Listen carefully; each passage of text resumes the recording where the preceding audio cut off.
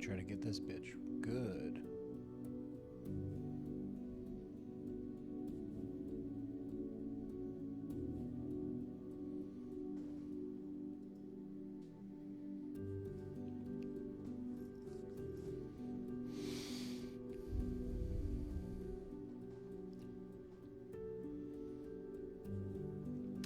I don't know how long this delay is, so I apologize if this is not looking the way it's supposed to.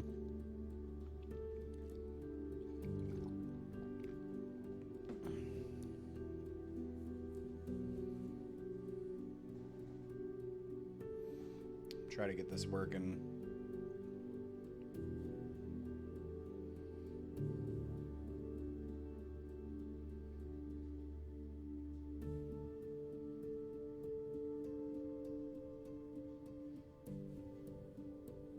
There we go. Look at that. Sorry guys, this whole live thing is really hard to figure out. I haven't been able to figure out exactly how to do all this yet. I'm still learning. What's everyone doing tonight? What is going on, everyone? I want to try to get give everyone a chance to get in. I'm gonna be painting today for Oath to Embers, so I'm gonna be doing some some wild what's up, Juju boy? I'm gonna be doing a guys, everyone say hi to my apprentice Juju. He is in the chat and he is fucking awesome. He's doing fantastic actually at the shop. If you guys get a chance, you should follow him. It's Juju the Apprentice on Instagram. He is fucking fantastic. So you guys want to see like big progress or just believing in yourself genuinely, he is a great one. Steve Street Art, Ambi, QKT Art, Stefanella, look at all you guys. Thank you guys for joining. So today, guys, I'm going to be painting for Oath to Embers. I'm going to be doing a potion today. So, like, some of the first things that I have to do is get some of the items down. And, like, the items for the game, it's a lot to try to figure out, like, artistically, how to get all of these items in the game. And it's mostly me. Doomkitten, what's going on? Tuda Tattoos, what's up? Scotch, how you doing? So today I'm using Photoshop and I'm using a Wacom tablet. I have the Wacom, I think it's like a 32. As soon as I saw it, I had to get it. I'm a fucking sucker for technology. And so because of that, I can use this pen and I can basically draw onto the screen. So pretty much everything you guys will see here is me drawing on the screen. You'll be able to figure out how I sketch and all that good stuff. If you guys have any questions or anything at all, go ahead and ask in the chat and I'll try to answer the best I can. But if I don't, it's probably just because I couldn't see it or it moved up too fast. So feel free to ask any questions. So the last potion that I did for everyone who didn't see the last chat was like a it was like a blue potion, and that would be more like for, you know, your obvious like mana potions and stuff like that. This one I'm going to be doing today is going to be a health potion. So with a health potion in mind, I had decided to put in the health potion that basically in the story, the old generation of people. Hold on, you're looking healthy. Keep up the good work, my man. Appreciate it.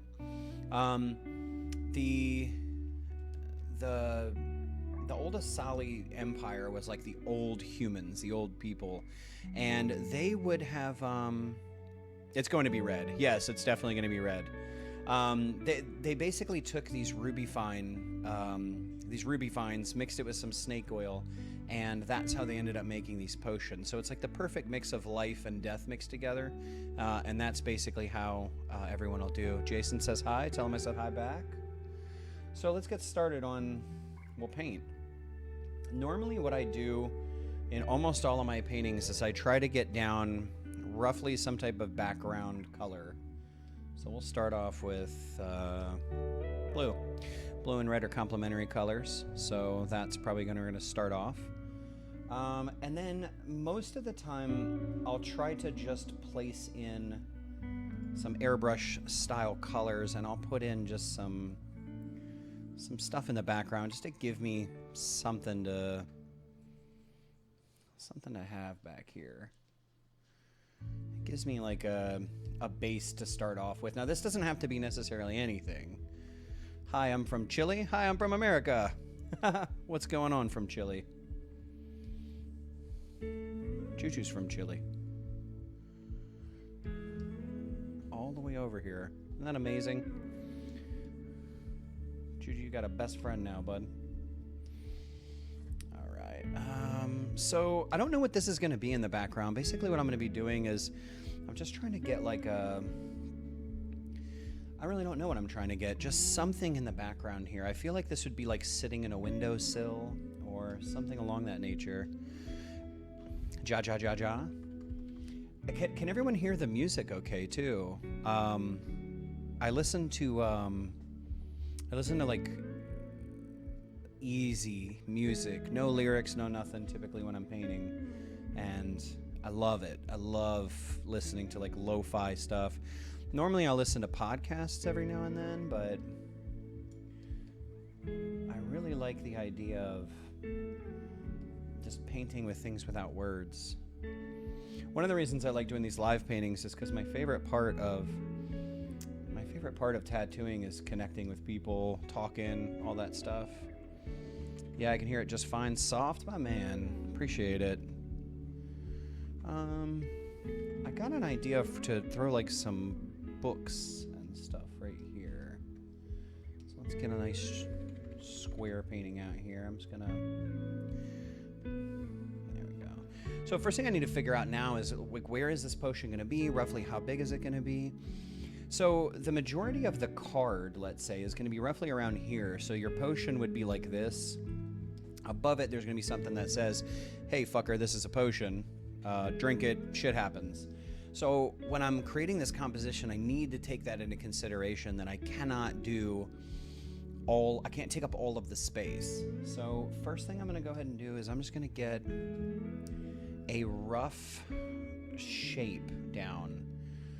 Easiest way to do that, I think, to try to make a big circle instead of sketching everything, is going to be basically just making my piece about the shape that I want it. And let's get a light color that's kind of gray. We'll go like that. Let's just say that is roughly the size of the bottle here. By the way, how's everyone's day going? I like to ask how everyone's day's doing when I'm starting these. My day was fantastic. I went to work. I tattooed one of my coworkers for a little bit. We started his back piece probably about 8 or 9 years ago, and then he became quite popular, and it was very hard to book stuff with him. So we weren't able to do this for such a long time, and made me kind of sad. So today was like a really good day because I got to finish up with him. So right now what I'm trying to do is I'm just trying to get like a good shape of this bottle down. It's so nice because you can't get pixels all over your shirt in Photoshop. I don't know how this is gonna be, and I really don't know if this is gonna be the shape that I end up using. You know, sometimes in art you're just trying to get a shape down, and then eventually, you know, you can always play around with it and color something else and, you know, make it a different shape completely. But I do like to make sure that I'm at least attempting to make the shape that I want. Let's get a little bit of this bottle over here, and let's go up a tad. I'm trying to think of like really ornate style bottles with, you know, you're trying to think like these are adventurers, and these bottles here would be sold by apothecaries. So people who would sell paintings to you, sell these potions to you. Appreciate the live painting tutorials. Thanks, man. Hell yeah, dude. If you guys have any questions about process painting, sometimes I don't know what I'm supposed to be talking about, like as far as like what would be helpful. So if you have any questions or anything, definitely let me know. You know, there were so many times that I would watch people paint, and I remember exactly how important it was for me to be able to ask questions and kind of learn from everyone. Let's get some darkness in here. I feel like if this is going to be sitting down on something, you know, an apothecary guy would, like an apothecary would basically be somebody who makes potions. I always feel like this would be in a room with a lot of other shit. Maybe a plant, something like this. And there'd be like this nice tree set up here. Let's get some darkness in this tree. I'll use a chalk painting. Pencil or a mouse. I'm using a Wacom 𝐎𝐚𝐭𝐡 𝐓𝐨 and or sorry, I said 𝐎𝐚𝐭𝐡 𝐓𝐴. 𝐎𝐚𝐭𝐡 𝐓𝐴 is the one where you draw like not on a screen. You draw on like a little pad. I'm using where you'd basically draw onto a screen, and when you're drawing on a screen, it's a lot easier, I think, because I think it translates better to when you're tattooing or when you're oil painting or if you're doing any type of traditional media. This definitely does translate better. I don't want to spend a terrible lot of time on the background, so I'm going to get like a brush. There's this chunky brush here that I like to use, and it makes a big mess, like real like chunky shapes. Because I'm a traditional painter mostly, like I enjoy oil painting more than I enjoy pretty much all forms of art. I like it better than tattooing. So I like to do things in smaller, chunkier, easy to understand, easy bite-sized shapes. And then eventually I'll kind of draw these out with more and more detail. But when you're oil painting, you really want to get down thick, chunky shapes. Actually, Doom Kitten, who's in here, he just started oil painting, and he was really good the first time he did it. And I think that's because he has good art fundamentals for just his base artistic skills that he's got. He kind of did his first oil painting actually at our shop. I would love to hear more of the lore. Helps me think of the kind of monsters that would live in that world. Okay. Because you guys are in the live, I can go ahead and give you guys some of the story. So check this out. There is... I feel like I'm a grandpa, like, telling a story. Sit down, fucking kids. Okay, so basically there's this whole world. Obviously, it's like a fantasy world. And I can give you, like, the past. So back in the day, there was a time before magic. And you think of like a relatable scenario would be human beings, and human beings would have a really tough time battling nature itself. And you think of like what people back then had to battle. Like all of our ancestors had to fight off for resources against bears, and they'd have to fight off all these resources for just against everything, man, like other animals. And eventually what we would have is like technology. And so technologies would kind of give us this edge where, you know, a bear wasn't really that big of a deal because we had guns. And, you know, these hunters would be able to kind of like hunt en masse where, like, you know, normally a bear would fucking kill you. And now it's like, whatever, I have a gun. In this, they would have magic, but these people weren't fighting bears. They're fighting dragons. They're fighting... goblins and orcs, and your very atypical fantasy monsters. What's up, big guy? Glad to see you're still doing well. Of course. Always trying to. Jody Marine. I feel like I tattooed you in Galveston, I think it was. How you doing? I think that's where. Forgive me if I'm wrong. So I'm trying to make it relatable in the sense that, like, technology for us would be magic for these people. And so the magic for these people would be their way out of having to fight against nature. So after years and years and years of doing this, the atypical thing is like great power ends up corrupting everyone. You know, no one can really get away from how big of a responsibility it is to have more, you know, and more, and then more, and then more. So the oldest people were called the 𝐎𝐴, and the 𝐎𝐴 were like the very first human beings, and they would all have used magic. So there was this group of people called the Mindborn, and they would be like somewhat of the equivalent of dwarves. They would have used fire and things like that. I'd put this really cool part in there. It was called they turned ore into invention, and I was like, oh my god, that sounds so good. I'm like a fucking writer now.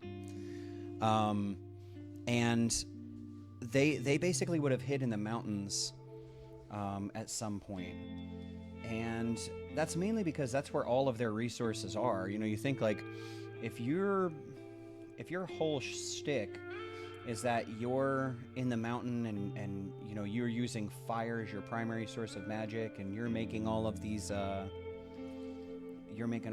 inventions, you wouldn't really want to leave that area.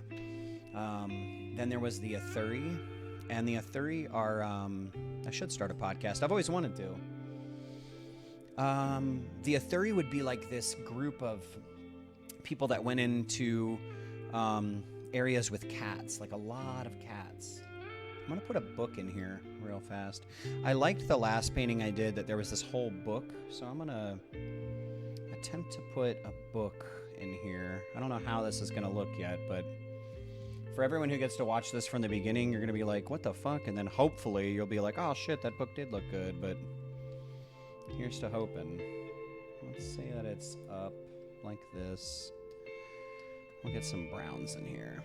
So the Ethuri would have been people who they would have coexisted with cats. And so I'm thinking like these people live in the jungle, and you know, that's where they would have run off to. And so all of these people live in the jungle. I'm thinking, okay, what's the biggest predator in the jungle? They had to deal with cats. Okay, so they would have commingled with cats. They would have watched cats, figured out how cats function, and then eventually fucked them, I guess. Like, they would have co-bred with them at some point, whether that's a type of husbandry where they started turning into them, or the latter, you know. I don't want to necessarily put bestiality into a game, but it's basically the natural progress of commingling with something is that you would end up taking some of those traits. And the Ethuri people would have been in trees, and I was like, okay, so cats up in trees, they really like to be high. Okay, so then their primary food source, if you're up in trees, would have been birds. That's fucking cool. Hell yeah. So there's all these cats with all of these birds as their primary food source, but you think they're commingling and living. I feel like eventually at some point they would have all evolved with each other. And because they're evolving with each other, the Ethuri would have like made a kind of like a pact with the birds. And so I had this really cool thing where the Ethuri would, like their name day, they would have had to have picked out a bird, and that bird would represent exactly what they were supposed to be. So if you really wanted to be a warrior, you would have had to have gotten a warrior bird, you know, or a bird that would have represented a warrior, like a hunter bird or something like that. Let's move this book around, actually. I don't really think I did a good job on the book yet. This is why Photoshop is so nice, because I can play around with my composition where I feel like I'm messing up. Something about the book just didn't sit right. I think it was the angle, or it could be I'm not paying attention to I don't think I'm paying attention to my space properly here. I think this is how it needs to be. So you could imagine, like, if you couldn't pick out a bird, most cultural influences that have like a rite of passage have this instinct to, you're not part of the group if you can't pass. Most monsters I've drawn for the contest were the idea that irresponsible magic has created unnatural beasts. Yeah, for sure. Like, I'll get out of the races and I'll get into some of the monsters. Basically, or at least the big part of the story, at some point, there would have been this huge battle, this huge war, where basically, if you think about the way global warming and stuff like that affects us now, or even just resource management affects us now, like know much about it in general, but I would say that the more resources you end up using, the more you end up creating an imbalance, you know, because energy has to come from somewhere. And I would assume that all of this energy that we're using, or even the magical energy that they were using, would have eventually caused this huge imbalance. And they were all using destructive magic, as humans or men do, or just any animal in the world uses destructive elements to be able to fight for resources. This is not something like a human thing, like animals do this in general. And because of that, there would have been this huge, this huge cataclysm that happened. And I said that it had lasted for 10 years, fractured the entire world.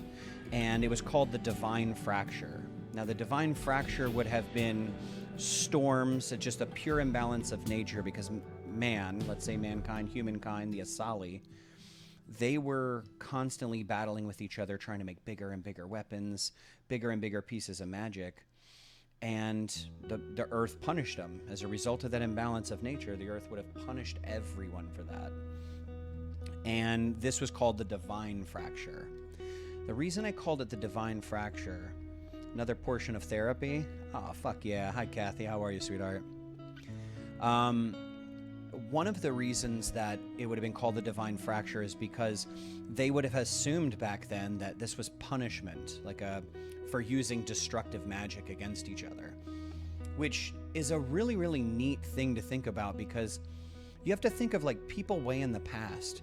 You know, we as human beings have all had like a stretch with the supernatural. You know, it's not hard to assume that if something big like that happens, like, you know, destruction, you think of the Mayans and the Incas and the Aztecs, all of these people would have been scared and assumed that it would have been God or something that they had done wrong. So they would have reflected on their actions and been like, fuck, no more of this.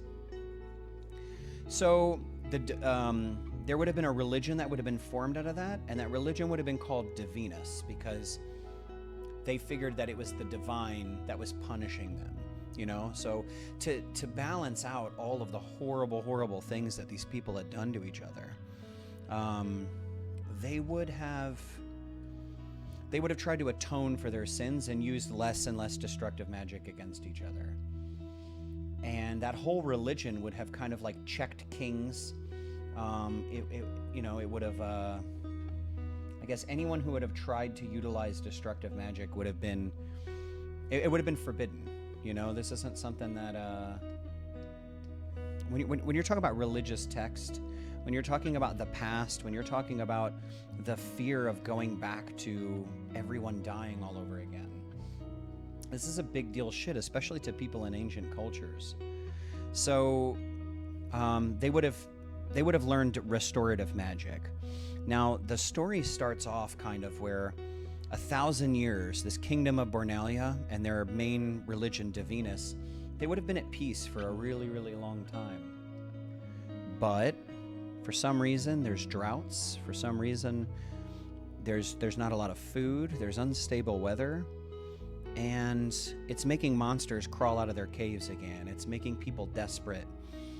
It's making people, you can imagine, dude. It's like people are like, fuck this. You know, I'll just rob people.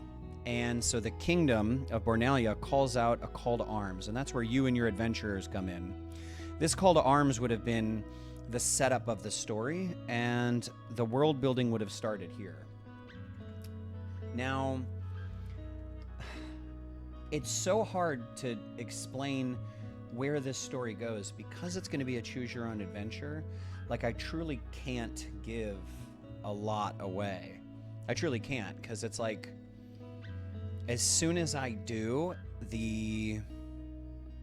I don't know, I feel like it'll fall apart, kind of.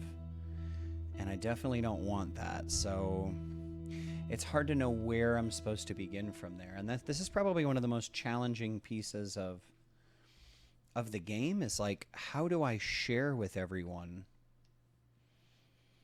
what I'm trying to create without giving away the story? You know, like, that's a tough space to be in, because I just don't know how that's supposed to work.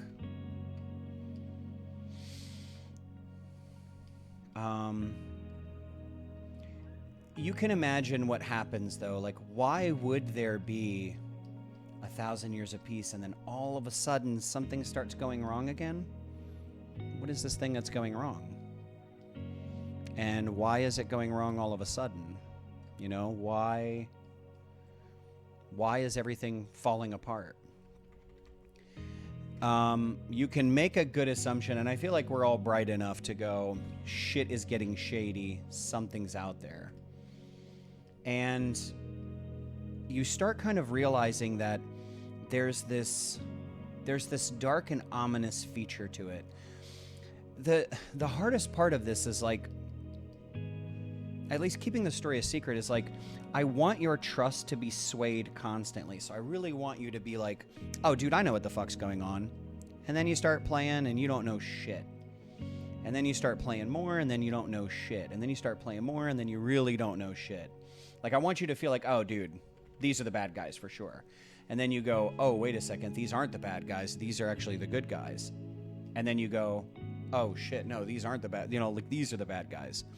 I really want that pressure to be on you. The pressure of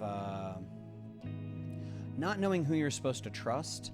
Because you can imagine, like, you're playing with your buddies and you're all trying to make these assumptions together. Yeah, I don't trust that guy. No, we can definitely trust that guy. Well, fuck that. We know we can't trust these dudes. And you'll kind of go back and forth with your friends in it. And most of the time when you play board games, I feel like, I don't want to say the story's lacking because I don't want to shit on other board game designers. Like, I'm really new at this still. I'm new at storytelling. I'm new at, all of the stuff I'm doing. And so I never want to assume that I know more than what I do, but I do know how to be a person who enjoys the story.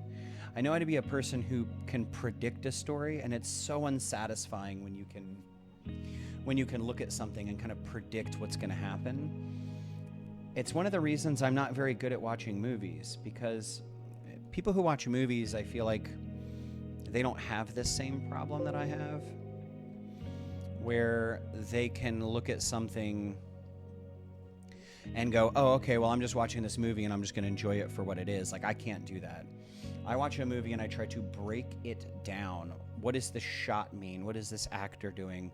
How did they get this shot? Can I use this in a tattoo later on? Like, I can't enjoy anything without trying to break it down.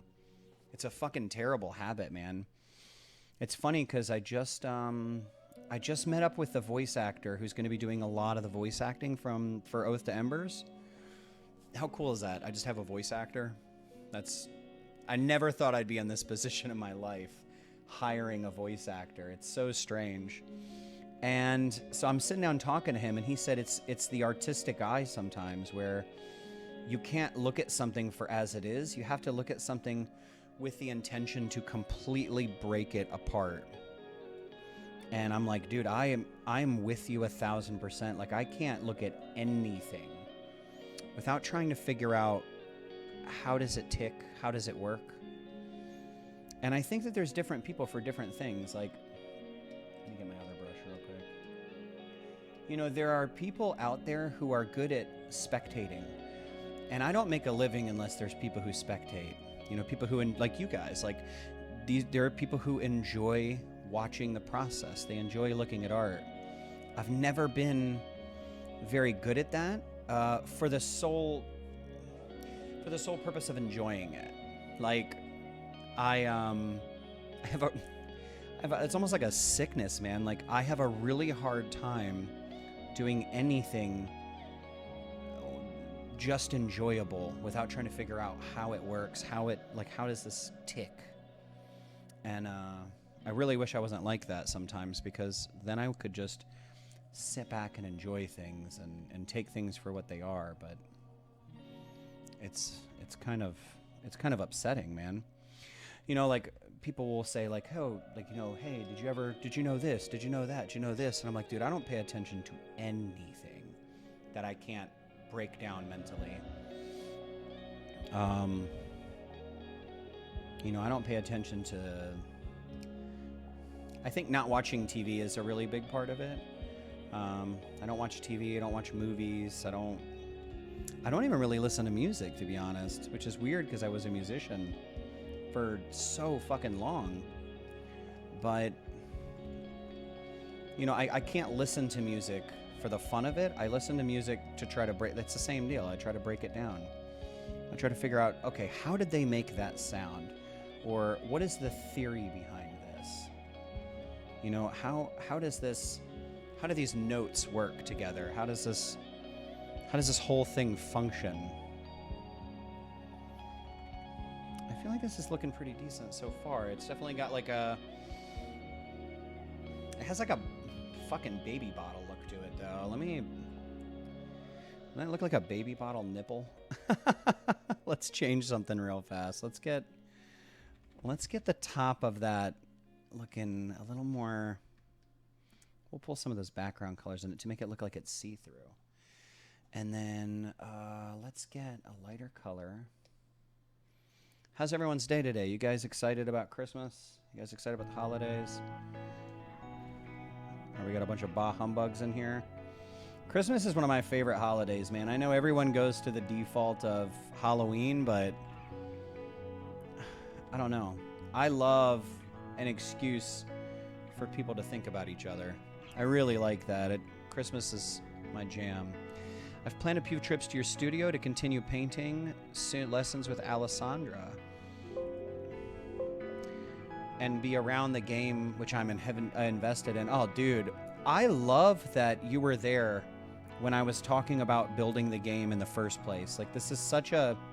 You were there when I was still just thinking about the game. And I think that's so cool because you've kind of watched this neurotic episode of mine turn into something. How are you, brother? I'm doing wonderful, man. I'm doing absolutely wonderful. Never been better.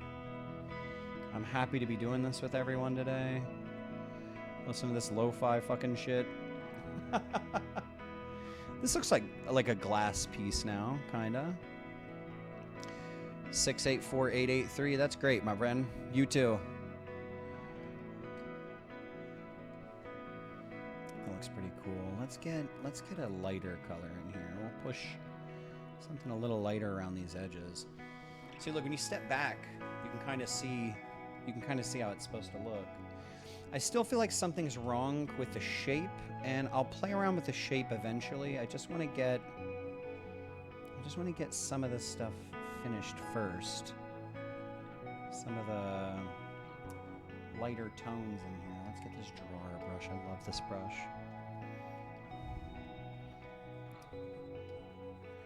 I did not see anyone's favorite holiday yet.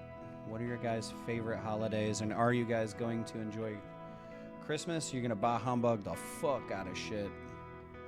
Don't say bah humbug. Love your family. We're doing a party for the studio. Everyone at the studio. Every year we do like a thing. Juju Halloween, boy. I knew your fucking ass like dressing up. Yo, Juju, tell everyone what your Christmas is amazing. I feel the same way. Christmas is my jam. Like, I decorate my house for Christmas every year. I love Christmas. I love Christmas music. I just like... I like music that's designed for being happy. I love things that are happy, man. I really do. I've always been that way. I've been like a happy person. I try to stick around people that are more on the happy side of things. This bottle's looking pretty cool so far. Let me get a little more of an orange in here, though. I want to get this top of this bottle here. Spooky season, dog. Juju, you got to tell everyone what you dressed up as. Didn't you dress up as like a Corona when you came to the shop? It's a while ago. How weird is that you were at the shop with no intention of tattooing or working there, and now all of a sudden you're here tattooing. Well, hopefully soon tattooing and working. I really like that a lot. Actually, I think it's cool.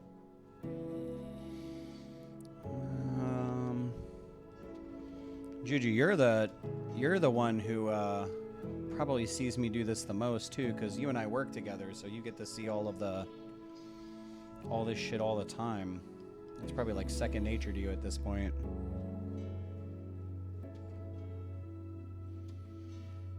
Before your apprenticeship, I dressed up as a tequila bottle. Yeah, that's what it was. You were tequila.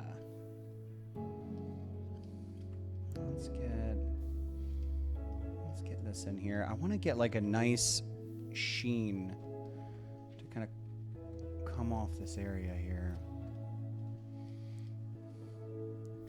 I don't normally try to get too hard into these details, but something about the bottom of the bottle doesn't look right. Nice greets from Belgium. Nice bottle. Thank you guys so much. Let's pull in the bottle on the bottom here. I don't know. There we go. There we go. I wanted to make it look a little bit fancier. Something about the top of the bottle needs to change too. Designing for your game? Yes, I definitely am. These are going to be, what are they? The health potions and stuff like that for the game. I don't know if that's the part that needs to come up. I feel like the neck specifically needs to kick up a little bit, which I can't do unless I move this entire piece up. So we're gonna have to kick all of this up just a little, and then I'm gonna take this piece and try to kick it down. There we go. It's got like a nice long neck to it. I'll use my smudge brush and I'll smudge all these pieces together here, which is kind of nice anyway. It makes it, you get like some really cool effects with the smudge brush. Christmas, hell yeah, and cool bottle, but something's off with the lid, I think. Well, it's definitely not done yet. Definitely not done yet. So we'll just have to be patient and see where it goes. Because I have so much of this that's just not even close yet. Let's get this here. Let me use a palette knife. These palette knife brushes are a little thicker and chunkier. I like these a lot more. Let's get an angle on the top of this too, actually. An angle would look really good. And we'll make it this color angled up. There's definitely gonna be light coming from left-hand side, so that would mean that this tone here would be right in there. Definitely sweet, looks better. I think it needs a gem on top of it instead of the opal. We'll see. We'll see. You don't want it to be too expensive for people. This is just a health potion, so you'll have tiers of potions that that there's going to be. This would be like your probably most basic potion, so I wouldn't want it to be a uber fancy potion here. This would be something like a commoner could buy himself. Once you start getting into some of the higher end potions, I'll definitely start adding some extra stuff into that. Next thing I gotta put in here is I'm gonna get some of this light on the side of this. This is where I'm gonna get really, really, really strong with some of these shapes that I make.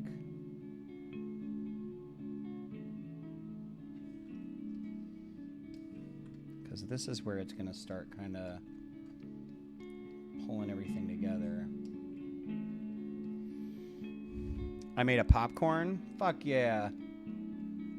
Dude, when I used to stream a lot, we used to give popcorn to people as part of like our stream deal. I don't know what the fuck that was all about, but it was something I used to do all the time. Peasant health, hell yeah. No, this is, yeah, for sure. Like, you gotta think like, so this is the very first potion, the very first part of the game. And so you'd have like a bigger health potion, you know? So there definitely has to be, which reminds me, this is very meager in its fullness. Let's kick a little bit more of this up, matter of fact. Let's give us some more health. Doink. I think the health to put, you know, if I bought this bottle to heal my health, I would feel like I was skimped. Let's get some more of that. Yeah. Some more of that. There we go. Yeah, a lot of this, love you, man. Love you too, man. A lot of this stuff,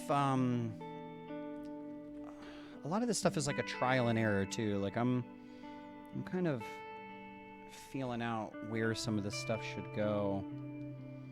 You know, that's the thing about art sometimes, is it's an explorative process. It's not like I roll in here and I'm like, I know what the fuck I'm gonna do, move out of the way. You know, a lot of this is you're exploring. You know, you're figuring out where things are supposed to go. That's why I think digital art's so good, because with digital art you can really, really, really explore. And that's such a cool thing to be able to do. You know, like, I think that's why, like, when people say that they can't draw, miss watching you game, but it's a nice change of pace. Oh, dude, I miss gaming, bro. I miss gaming. I swear to God. I haven't gamed in like a month at all. I haven't touched like a video game in a month, and it's been bothering me. But I gotta tell you, bro, I'm so inspired by this. I really am. Like, gaming was a lot of fun, but I think at the end of the day, I wasn't really doing... I don't know. I wasn't really doing... It was my downtime, but I wasn't really doing anything that I was, like, really proud of when I was gaming. You know, it was a... At the end of the day, I was like, oh, cool, that was fun. But this is, like... I don't know what it is about this, man. This is, like... I can't stop thinking about it. I cannot stop thinking about it. This is all I want to do. Is do art and paint and draw. And I don't know. I love it. I love it. Do any of you guys in the chat, or any of you guys artists at all? Or any of you guys drawers? Do you guys like do art? I saw Danny B was in here a little bit ago. I know for a fact he does art. I've been watching that dude do art for years now. Juju, you're an artist now, which is pretty cool. Just fun watching me and Juju play. Dude, yeah. It really sucks too, man. I always feel like I'm letting him down, because I'm like, that was like our jam, like when we game together. But I think we're on like a different mission now too. Like me and him are on a different evolution of our friendship. We're in like a different area of it, you know? Like, there's something about it now that's... I don't know, like, it's the grind now for, like, real life shit. But it'll come back, man. Like, I'll go right back to gaming. Been using some Procreate when creating my stencils. It was a big help to get some OG able designs ready to tattoo. Hell yeah, dude. No, yeah, that's 1,000%. Procreate I haven't used very often, though, but I started using it when I've been teaching the apprentice at the studio, Juju. We've been teaching him some stuff in Procreate. And so, like, I've had to kind of go back in and learn little bits of Procreate, which has been pretty cool, because it gives me an opportunity to learn with him, you know? So it's not just me teaching him. It's like I'm also learning in the process of teaching, which I think is pretty neat. Gonna have to carry him on Apex eventually. You have to steal my kills in Apex eventually. Fucking kill thief, bro. And you know it. Let's get let's try to... I'm gonna try to blend some of this stuff off real quick. Let's...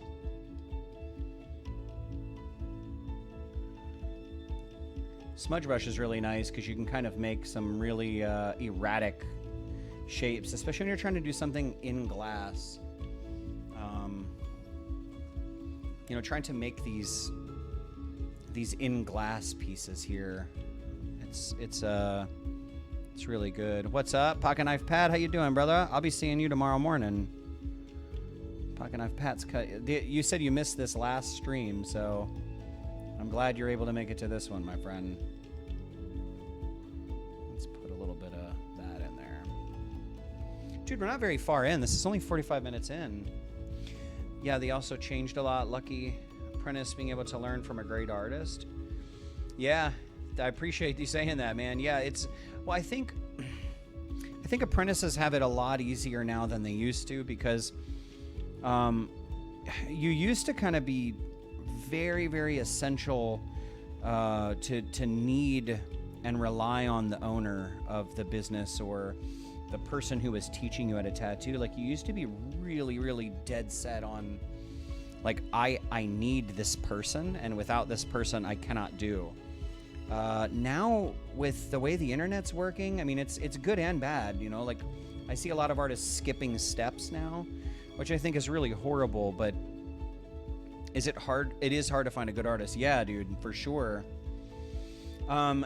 People are skipping a lot of steps, and, you know, so, like, as I'm teaching Julian right now, I really am trying to make sure that one of the things that we're doing is not skipping any of the super essentials, because there's a lot about being an artist, especially in tattooing, man, where you can't really take back anything. There's a lot in this about integrity, making sure that everything you do is proper and clean and neat, and you know, that people can count on you too, man. Like, people are trusting you quite a bit when you're tattooing, and it's a damn shame that people skip a lot of steps in tattooing when they're doing this. It's a shame to see. Ooh, I really like that. There we go. This is like a happy, one of those Bob Ross happy accidents I just hit. Let's pull some of this reddish. I'm gonna get much more saturated red though, and yeah, I like that. I like that a lot, actually. I think the only thing it's... Let's get some of this yellow up here too. Looking sick, bro. Jason, thank you so much. Juju, I know you appreciate it, man. You show that you appreciate it all the time, dude. You definitely don't take advantage of shit. You're very, you're one of the best apprentices anyone could ask for. That's for damn sure. And you put in effort. Looking dope indeed. Thank you so much. That'd be a nice tattoo. Shit. Maybe when Oath to Embers is done, man. I would love to do some... You have no idea. Like, I would love to do some really cool tattoos off of this game. This game has been... This has been one of the biggest inspirations I've ever had in my life, man. Like, I got really emotional the other day about it. I got a passion for your craft, especially in tattooing. I agree the processes are extremely important. Want to rant about that on Facebook videos going viral. Yeah, like, I think that what happens is people think tattooing is really cool, and that's wonderful, and that's awesome, and I'm so glad that people are getting into tattooing, but I do think there's a, I don't know, there's like I don't want to call it a disrespect. It could just be from the eye of me, who is a person who, you know, I got into tattooing, and I really, really had to. Oh, thank you so much, man. I love the Elixir translucency too. I think it's getting there. My way into tattooing was paved through a shit ton of hardship, man. Like, and there wasn't really a lot of room for error. Let's put some reflection actually from that onto this. Baby, you're only allowed one kiss a day. You have to pay for the rest.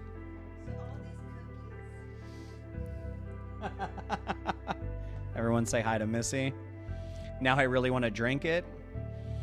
Justin 98 Rock. Justin, how you doing, my friend? Missy says hi to you, my buddy. Emily was just at your guys' bacon and beer, I think. Oh, it's not a poison in the bottle? It is not a poison in the bottle. Not at all. No, this is like a health potion. So this would be, for the game that I'm making, this is one of the pieces of art that, for like a potion bottle. So if you were trying to get some health, that would be it. Mini-Me WPP, how you doing? Beb says hi, Missy. Thank you, guys. She's a sweetheart. She just spent $600 on cookies. She's upstairs. We have like 28 pounds of butter. She's cooking cookies for everyone at the studio. She does it every single year.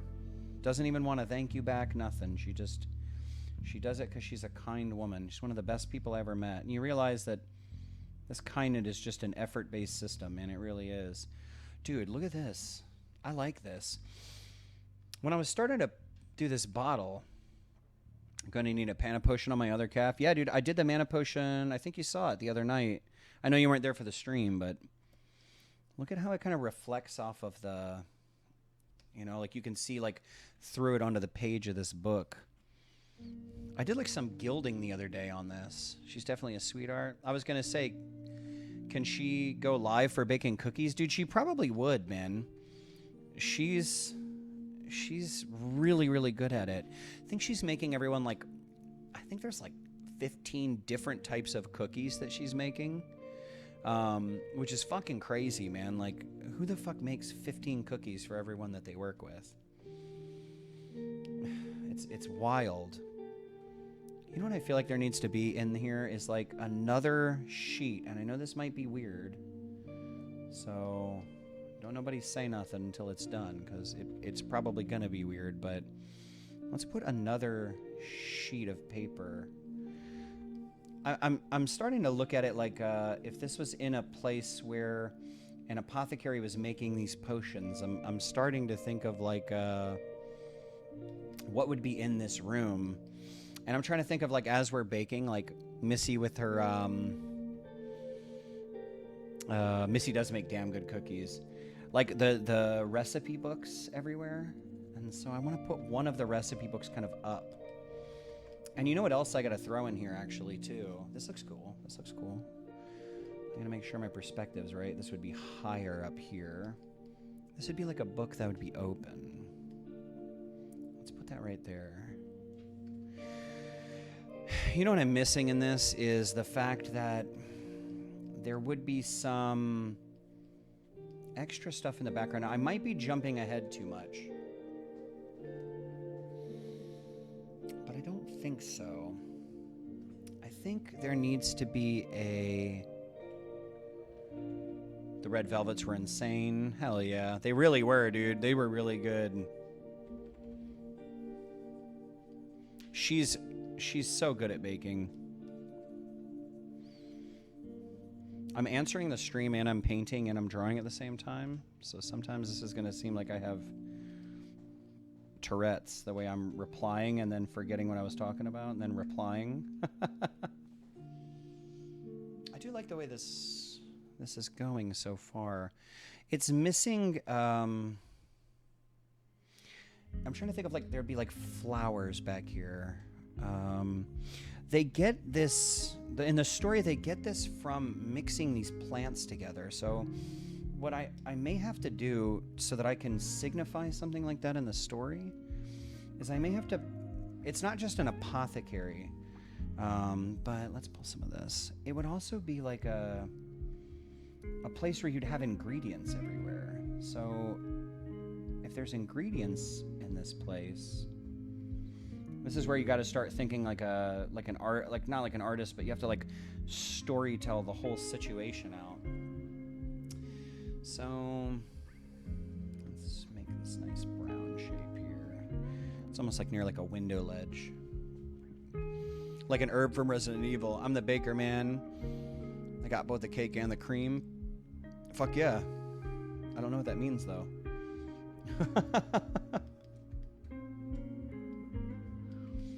I feel like that was like you were trying to sell me drugs just now. Let's put that over here. And we'll put you here. I like that. Let's get some plants. So we'll take make another layer. We're gonna get a plant right here. Let's get some green. And I'd have to probably look at a piece of ivy for this to probably make it perfect, but I'm going to attempt it without pulling any reference because I'm on a live stream. I want to make sure that I'm not taking too much time to look at reference. I'm trying to just get it with whatever I can do.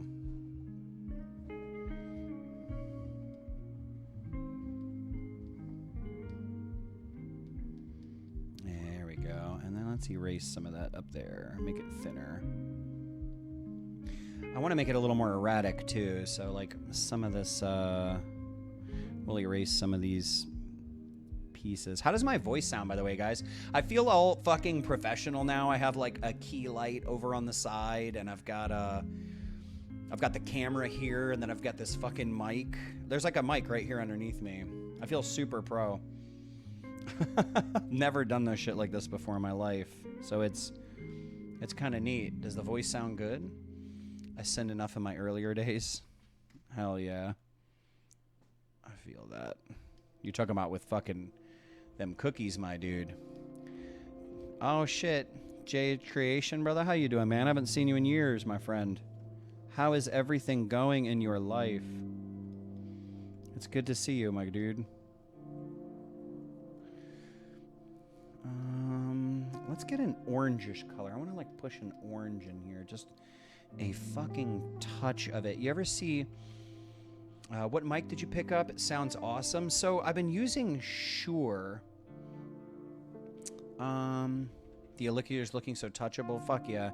It's a company, Shure. So one of my clients, actually, I had him, he does like audio video, and I asked for a critique on my setup, and he gave me a really good critique on the sound, and he said, you know, I know you probably don't want to spend all this money, but you should really get this, because the audio is pretty unforgivable. And I was like, okay, cool. You know, like, I'm always down for a good critique from someone who knows what they're talking about. I don't necessarily like critiques from people who don't know what they're talking about, but when people really know what they're doing, I always appreciate that. And so he gave me a really good critique and gave me a model to get. And so for the YouTube videos, I use the Shure 7MB. And then for the for this right here, this I actually just got today. So this is a Shure.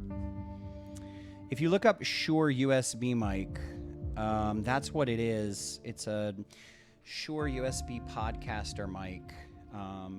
I don't know exactly what it is though, so forgive me for not knowing the model. It just says Shure on it. I don't remember what the model is. If you DM me, I'll tell you as soon as I know. That's for sure. Let's put some red, just like a touch of the red that would be reflecting off of the bottle as it gets closer. Put just a touch of that on there. And then I'll push over it with green just so it's not overbearing, because I don't want it to be like as bright as everything else, but I do want to make sure that there's like an influence on here of it. That's pretty cool. That's pretty cool. I think I'm going to play around with the shape of it though. Let's take that and we're going to warp it. I just want it to look a little more erratic. So sometimes I do shit like this where I just force it to be in another shape.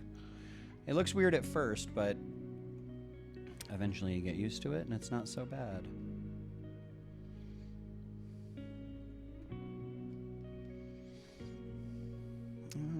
Let's get some more out here. J-Man, what up, brother? Nice touch. Thank you so much. Appreciate you guys.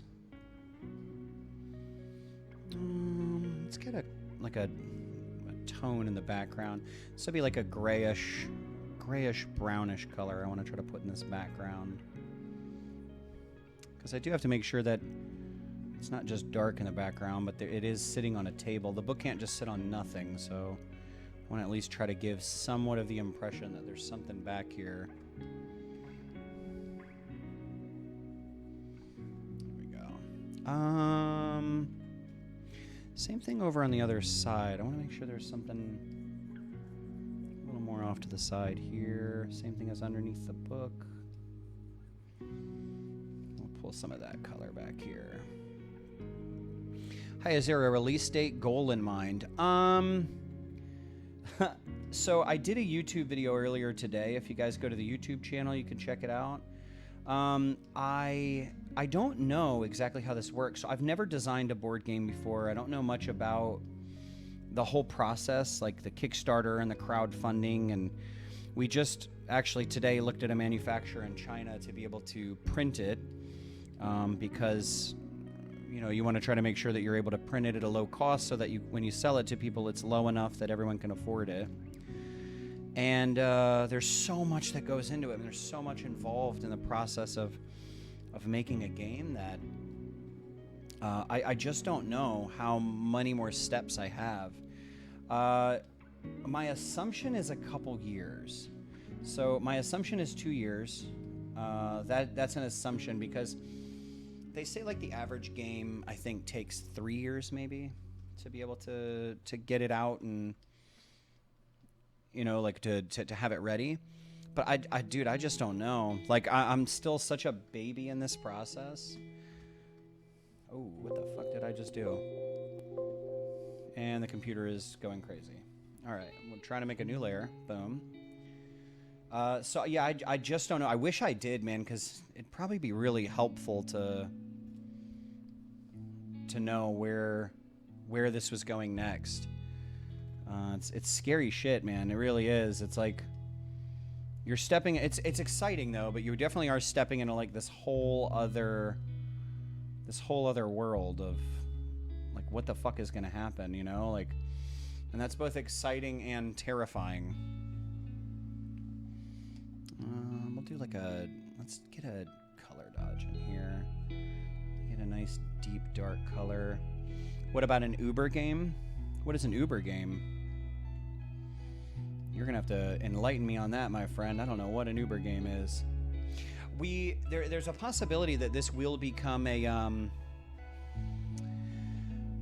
there's a possibility. You're awesome, Halo. Thank you so much.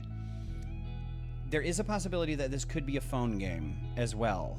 That is for sure something that we're looking at possibly inviting, because we have all of the assets to do it now, and as a result of having everything already finished, there's really no reason not to. Uber is German for great. So we'd, of course, have to test production as well as keep up with demand. I'll take one when it's out. Oh, you're the shit, dude. Thank you so much. For everyone who would even consider getting a game from a dude who's never made a game before, that shit is, like, enriching to my soul, dude, because, I don't know. I believe in myself, but there's a big part of me that has real bad imposter syndrome in this whole scenario, and I think that's an inherent human being thing. Because you step into this world that you don't understand. I mean, I'm sure Juju has it with tattooing.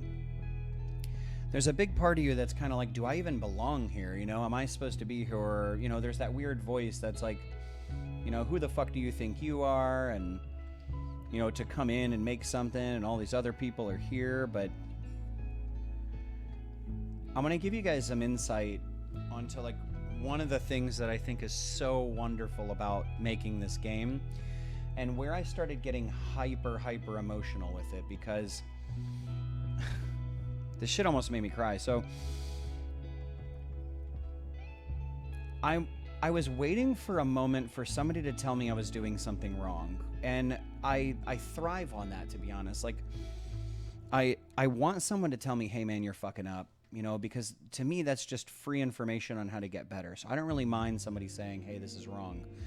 But dude, I was waiting for it. So I started writing this story, and I'm writing the story out, and I hire, just for the time being, I hire a creative writer, and I say, hey man, is there any possible way? I've never wrote a story.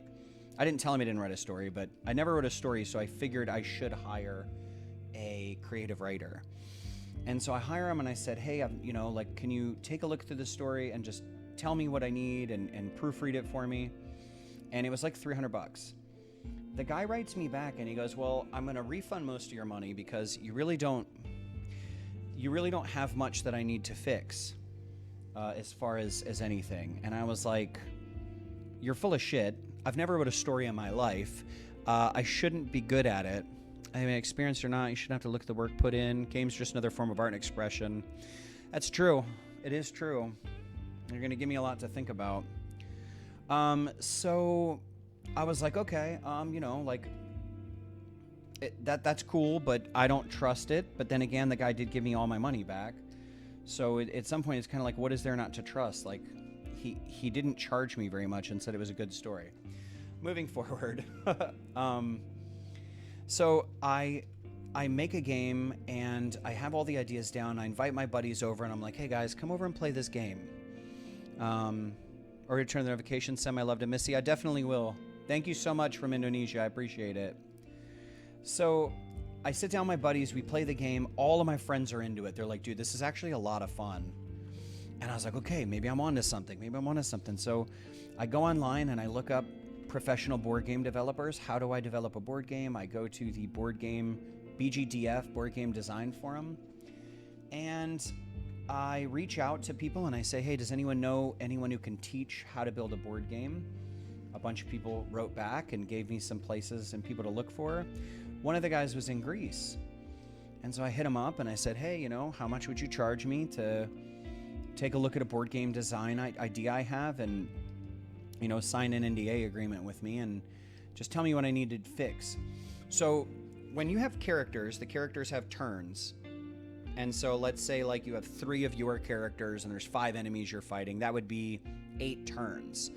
By the 4th turn, the guy was like, listen, Halo, he goes, I don't know where you came up with this idea from, but it's very fun. It's a very good mechanic. And he said, I just wanted to stop you there and let you know this is very, very good. And you've developed something quite fun and it's very interesting. And I'd love to work with you on this. And so some shit's fire. Thank you so much. Let's put together some testers. Some tiger testes in that bottle. Cock Carl, what the fuck's up, my dude? So he hits me up and he's like, you know, we should work on this. Now, my instinct was, whatever you tell me and blow smoke up my ass causes you to get money. So it's actually in your best interest to tell me I'm doing good, because then you make money, right? So, yeah, you caught your live again. What's going on? And so I didn't trust it at all. I really didn't. I was very, very nervous. I didn't believe it in the slightest. And so I went to a place called Fantasia Games, and I hit up the, I hit up a couple game companies, but I hit up the owner of Fantasia Games, and I said, hey, you know, I'm looking to, design a game, and I'm wondering about, who I can contact to design a game. And Antonio Zaxos is his name, and he is one of the co-owners of Fantasia Games. But I contacted him, and we sat down, and he said, this is a great mechanic. It's a very, very fun. And I was like, I can't take this, dude. Like, I can't take this, because I'm waiting for the moment that somebody tells me, dude, this isn't good. This is fucking stupid. We see hundreds of these all the time. And this isn't to talk me up. I'm genuinely baffled by it, because I've played games, but I don't know enough about making games. So when people are like, hey, it's really good, there's a part of me that's like, fuck off. No, it's not. But then it was 2 people, man. It was 2 people that said it. And there's a really big part of me that's like, I could sit here and shit on myself constantly and say, I'm not good enough, or, and I can doubt myself, or I can just take this and go, you know what, dude, for what it's worth, let's just do it. Let's see where it goes. What's the worst that can happen? The worst that can happen is what exactly? Like, they take my money and I learn a little bit more about making a game. Like, that's the worst that can happen. So, I took it and I ran with it, and we've had so much fun. Like, we've had so much fun making the game together. I really get along with these guys. Much love from Philly. Thank you so much, Philly. And I've been motivated by that. And so every time I play with them or I play test with friends, all of my friends have been like, dude, it's actually pretty fun. It actually looks really, really good. And I did a live play test on Twitch, and a lot of the people said, hey, it looks fun. This is interesting. I can't wait to see how this turns out. People like Tattoos by Hot Carl, who's in the chat right now. I mean, he kickstarts games all the time. And it's really, really cool to have someone like him look at what you're doing and like it, because, you know, he's got a really keen eye for stuff like this, being somebody who watches, you know, other Kickstarters happen all the time. So it's definitely cool. I'm glad everyone's here in the chat today. I'm glad everyone's safe.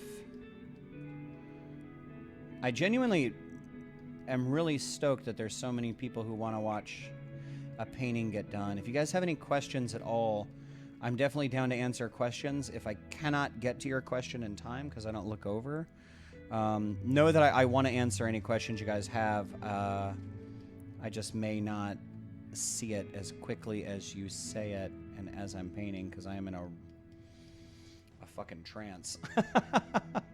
A for sure trance right now. You got robbed on Inksmaster, just saying. Fuck yeah, dude. Thank you. That show was a joke. That show was such a joke. I'm glad I did it, dude, but I don't know. I still have never even watched it yet. Like, still to this day, I've never watched it.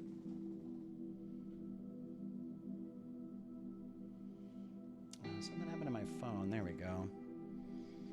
I just have no desire to watch it. I was really sick with cancer back then. I had a lot of shit going on with, like, my health. So it's and plus it's like watching yourself with like listening to a voice recorder of yourself constantly. Like, I'm sure nobody here would be like, oh dude, you want to know what I'd really love to do? I'd love to listen to a voicemail, like my mailbox voice message of myself all day. Because that'd be fucking terrible. Ooh, I did something really wrong over here. I'm glad because I got to hear of you. Fuck yeah. Dude, I met great people on that show. That's my favorite part. Like, I met some like Lydia, for example. One of the best things about that show is Lydia works at my studio now. And I wouldn't have got to meet her, and she's one of my best friends. Like, she really, truly is. And had I not done the show, I never would have got the opportunity to meet her and know her and grow with her. So I'm really stoked that just for that reason alone, actually, that I got to meet somebody with such a good soul and such a good heart. She's one of the best people I've ever met in my life. Just genuinely like a good person. If you guys haven't followed her, definitely give her a follow. She's a perfect angel. She's an animal lover. She's a bad bitch too, dude. She's a fucking gun enthusiast. It should have been your season. You would have crushed the finals. That would have been fun. That definitely would have been fun. I would have loved to have seen what I could have done with a back piece and the motivation behind, you know, like competing, because I love to compete, man. I grew up playing sports a good majority of my life, and I just love I love the idea of competing with people. I think the reason why is I think it brings out the best in us, to be honest. I do think that when you challenge yourself to compete with other people, you bring out an animal version of yourself, and that person is like probably one of the best versions of you that's out there. You know, I think one of our biggest problems nowadays for us is, I don't know, it's that we don't push ourselves hard enough, and we don't expect enough of ourselves. Personality and character showed in the show. Became a fan of you as a person from it. One day I'll take the drive to the studio for some ink. That'd be fucking dope, dude. Thank you so much. Thank you. I wish I knew how my personality showed up in that show, because I saw like a weird clip of me saying something that they edited out really fucking hard. And I remember being mortified by it. I was like, that is not my personality at all, dude. Like, that can kind of make you look like anything, to be honest. Like, let's merge these down real quick so I have one thing. Apex should add a skin of you.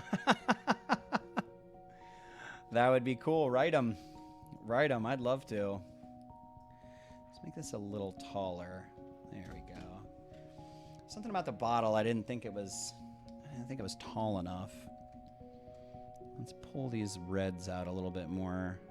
I jump around a lot. I'm sure you guys notice. I don't have a I don't have like a specific pace that I follow. Wherever I see something, I try to put it in. Let's get some fucking bubbles in here, dude. Let's get some little bubbles. These bubbles are fun. I typically start off with like a like that kind of shape. You know, it's funny. I studied bubbles for a while. I don't remember what tattoo I was doing, or no, it wasn't a tattoo. It was a painting. Oh my god, what painting was it? Where like I had studied the way bubbles looked for like an inordinate amount of time. I can't remember what it was, man, but it was a fun one to do. Flaws in his own work. I jump around so much. Yeah, I have plenty of flaws. Specifically, if you look at your bedside manner, the highlight points of the show, how you interact with people. Yeah, I'd have to watch it one day. I haven't been interested yet, but I'm sure one day, maybe if I have kids or something, I'd sit back and kind of watch that with them. That's that would be a cool thing to do. I think I like this bubble better than the other one, and I think it's because there's like a darkness on it. Baby girl? Thank you, sweetheart. Oh my god, I have coffee. Oh, fuck. And pistachios? Thank you. Holy shit. Let me study what I'm doing real quick. I'm going to take a break from over on this potion. I'm just going to leave it alone for a second. What I'm going to do is I'm going to work on this piece over here. This is that piece of the page here. Does the music still sound good to everyone? My voice still sounds good? Everything still sounds great? And let's get a green. Yellow mixed into like this blue background would probably make the yellowest of the page really green. And then as it gets into the room, it would probably have this grayish tone to it. And then let's get this nice bright yellow here. She brought the lifeline out. Oh, dude, yeah. She did. Well, she's upstairs making so many cookies, man, so she's got pretty much everything. I completely forgot I had coffee down here. I was just chatting away with you guys, and I have this sweet, sweet fucking coffee down here. Let's pull this out real quick. Yeah, I like having something help this painting come together. Wolf of Baltimore, how you doing? How's everyone doing today? Let's see. If I haven't answered anyone's questions, if anyone asked anything, just go ahead and redo it in the chat, and I got your back. Sounding good and clear? Fuck yeah, thank you so much. This is a nice touch. I gotta make sure the background, so like this is obviously like one page. Let's get a dark brown. I'll steal a brown from over here actually, and we'll get some of this bottom piece right there. Let's get this here.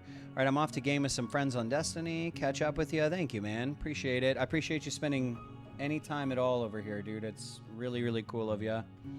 Working on my bio for the monster submission. Fuck yeah, dude. Oh yeah, that's in a couple days, man. I gotta make a post about all of the people who have submitted. I've been getting pretty slick with these YouTube videos, I gotta say. I'm like, I have so much respect for people who make YouTube videos now, dude, knowing how much work goes into crafting these fucking YouTube videos, dude. I cannot believe it. It's funny, too, because, like, at the end of the day, sometimes I'm always feeling like if anyone knew exactly how much work and time I put into these fucking YouTube videos, like, people would pat me on the back. I swear to God, I think that sometimes, because it is indeed a crazy amount of work. Let's design some cool shapes here on this. These directions on how to make this fucking potion. So they would write here, this is how you make a fucking potion, and it's gonna get golden as it gets to here.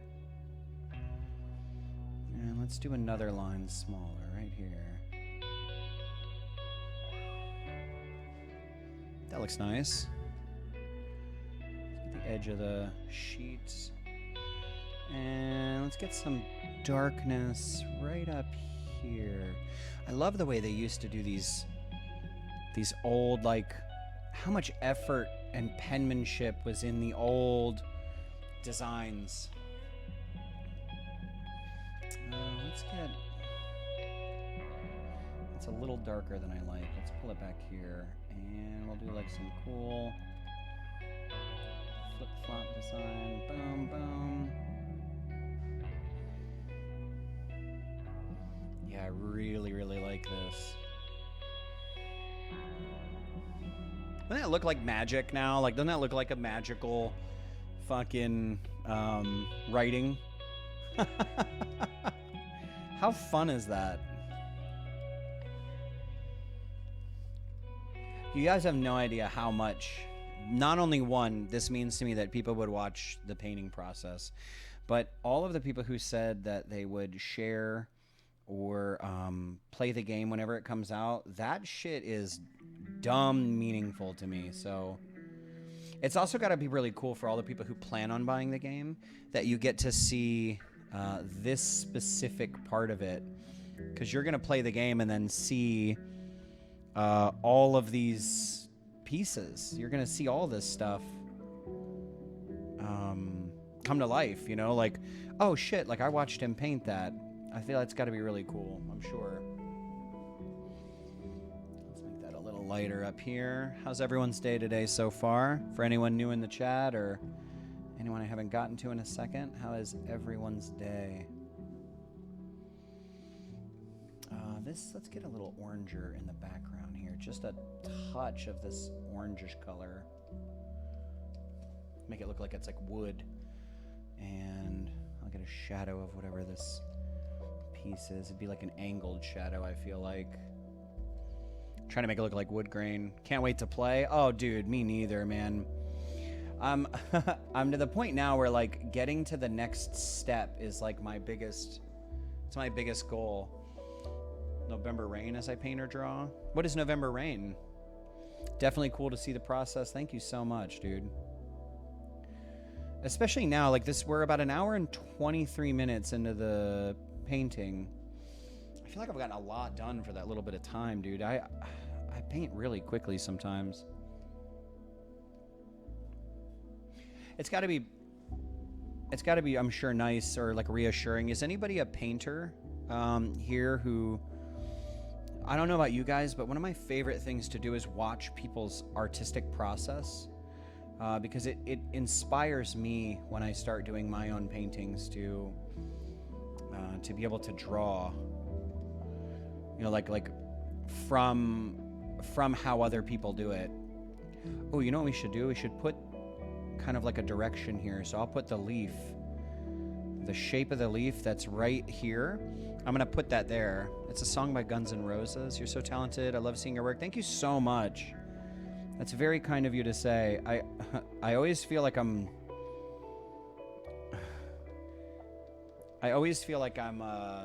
falling behind so many people, man. Like, there's so many good artists out there that there's a big part of me that's just like, you know, I really, really need to keep up with these guys, or I always feel like I'm falling behind, or so it's pretty cool whenever people are like, oh shit, dude, you're fucking dope. I'm like, oh. Whew. I don't hear that enough with myself. Amateur painter, watching these has really inspired my process. That's rad as fuck, dude, because I think people need to see how ugly the process starts to give themselves the satisfaction of knowing, like, your painting doesn't have to start off. Like, this painting started off shitty as fuck. And, you know, it starts off like an ugly little sketch.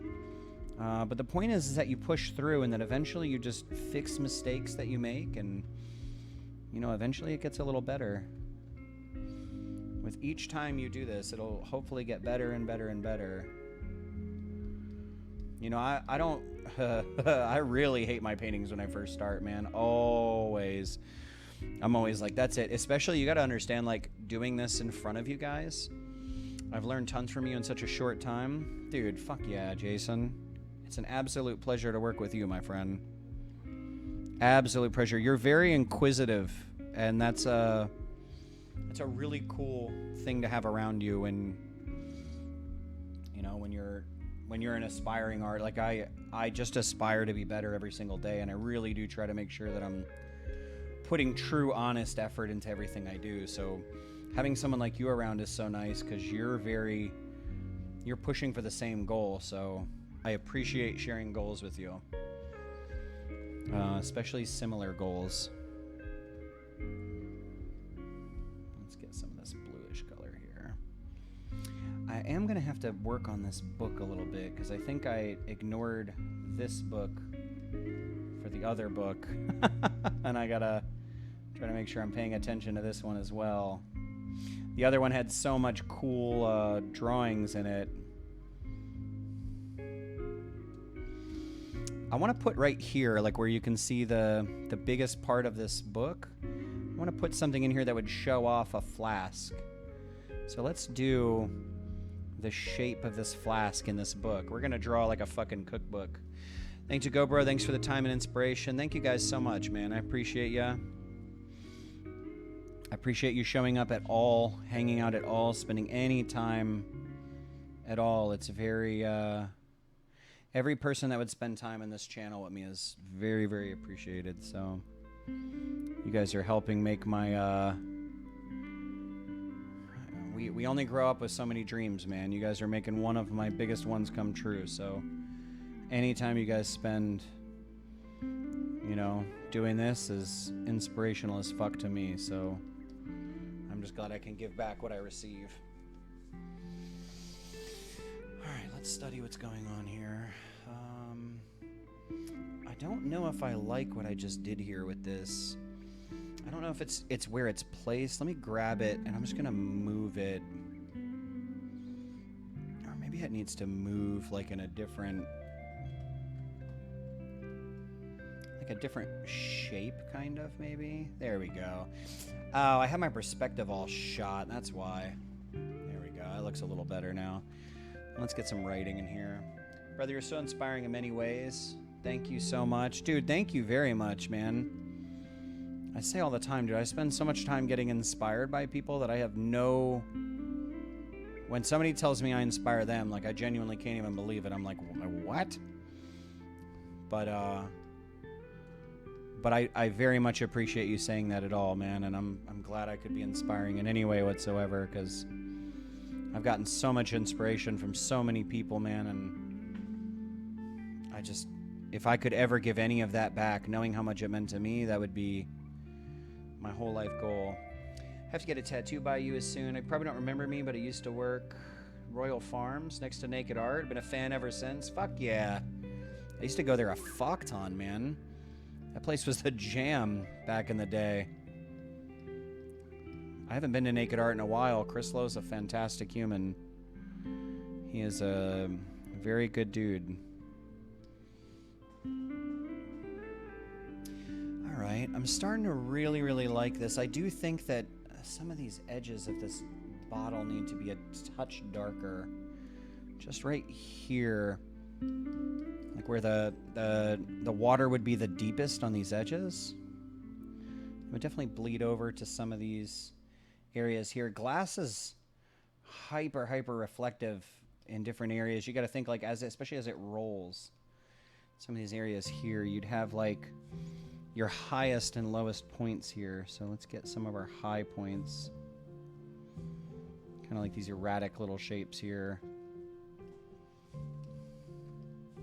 In the bottom of the glass. I gotta make sure I put that in there, but it can't be too clean. Here we go. Clean your stickers. Oh, at the pumps. Oh my fucking god. You guys probably hated me so much. I'm sorry for that. I was a really starving artist. I'm not trying to make excuses for that, but to give you insight into how that job worked, I had left a job where I was tattooing, and I feel like such a piece of shit. You didn't get to work if no one came in and asked for you. And so that's very scary when you know, like, you go to work at Royal Farms, as long as you show up, you get to pay your bills. There would be times at Naked Art where I would show up and I didn't know if I was going to pay my bills. I had no clue. Like, you would show up to work and then, like, no one would come in and ask for you. And it was like, oh, okay, well, I guess I have no money. I guess I have no money. And that was such a scary moment in my life, man, because every job I ever had, it was just like, you show up to work, I work this many hours, I make money, I go home. And then, you know, and then I get to relax. There was no relaxing when I was a tattooer, because you just never knew where your next paycheck was going to come from. You never knew if anyone was going to appreciate you or like you. And I always forget to ask, do you ever do any work for Magic the Gathering? I have been turned down for doing work for Magic the Gathering now eight times. I even met Cynthia Shepard, and in person, she was the art director for Magic the Gathering. I showed her my portfolio in person and got turned down, which is fine. I'm not looking for handouts. If I suck and I'm not good enough yet, then I accept that wholeheartedly. That insecurity is kind of a drive. Dude, that type of insecurity is something I don't think tattooers have the problem of seeing anymore with social media and all those things, which I can't say isn't a blessing. Like, it's really nice that no one has to struggle. That's really dope, and, you know, more power to you that you don't have to struggle, but fuck, dude, you're missing out on a really good driving factor of what makes you push as hard as you possibly can. I feel like it's a shame that people don't ever get to feel that, because holy fuck, dude, when you're scared to death that you're not going to make a living, when you're scared that you don't know where your next paycheck's going to come from, you want to talk about, like, exactly what you said. You nailed it on the head. That motivation is so fucking real. Let me get like a quick shape of this around here. I feel like it was way too sharp of a shape on this. I need to make sure that this... I also have to think of, like, what's creating this shape here. Like, what on earth is behind this that would be creating this shape of light pushing off of here? I can't just randomly put some shapes down.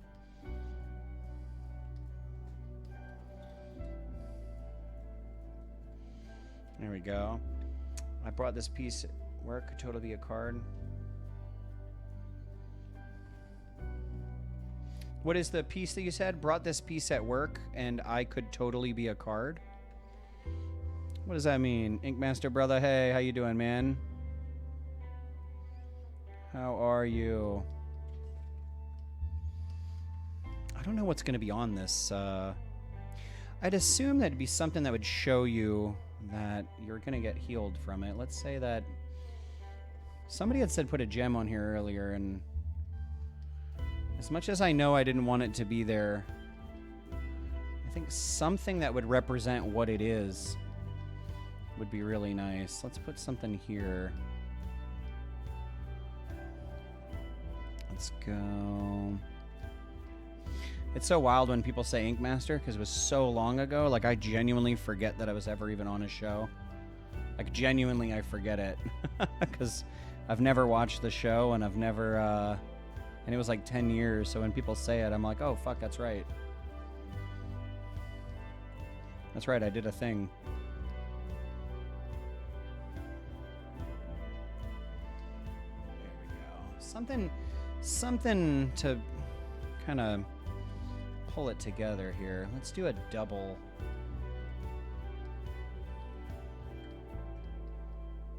Let's do a double of these.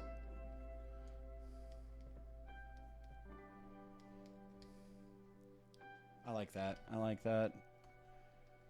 There we go. Look like it's created with AI.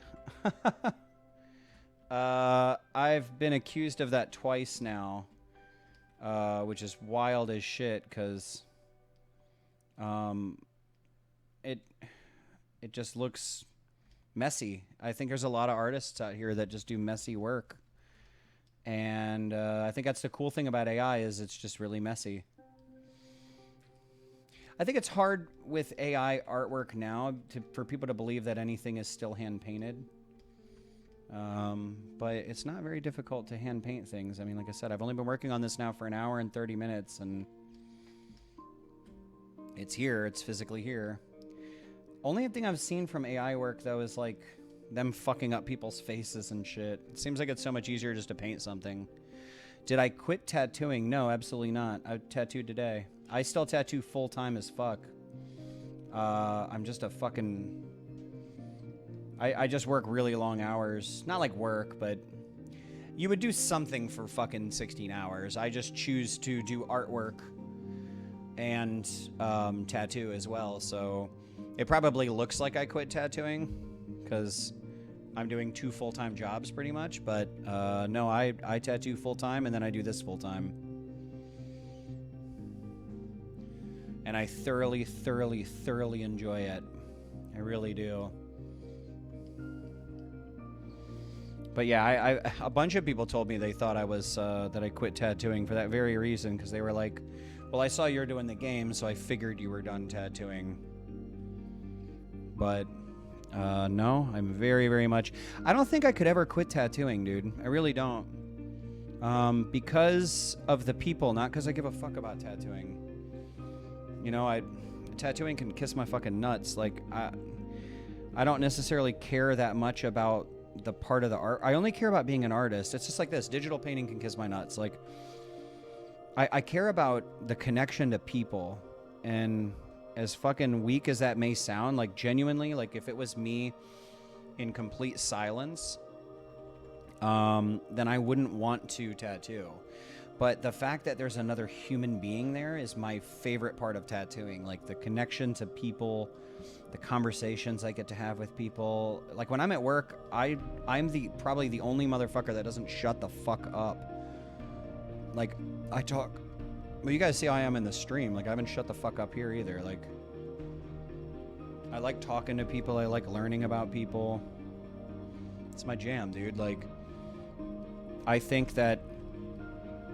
This is a personal opinion. I know everyone in the world now is like, fuck people, humans suck, blah, blah, blah.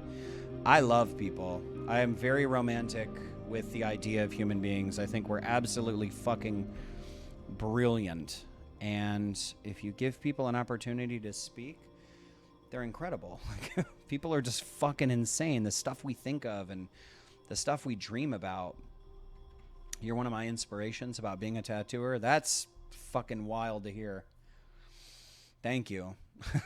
I hope you do a fucking fantastic job. That means a lot. I've said that very thing to so many people. It's weird to hear that, but I do appreciate it. Thank you. That's deep. I never in my life thought I would be an inspiration to anyone. Ever. It's kind of like, I guess, if like you became a movie star one day and then you were like, people walk up to you and they're like, oh my God, I can't believe I'm meeting you. And, you know, you've lived with yourself all normal all your life.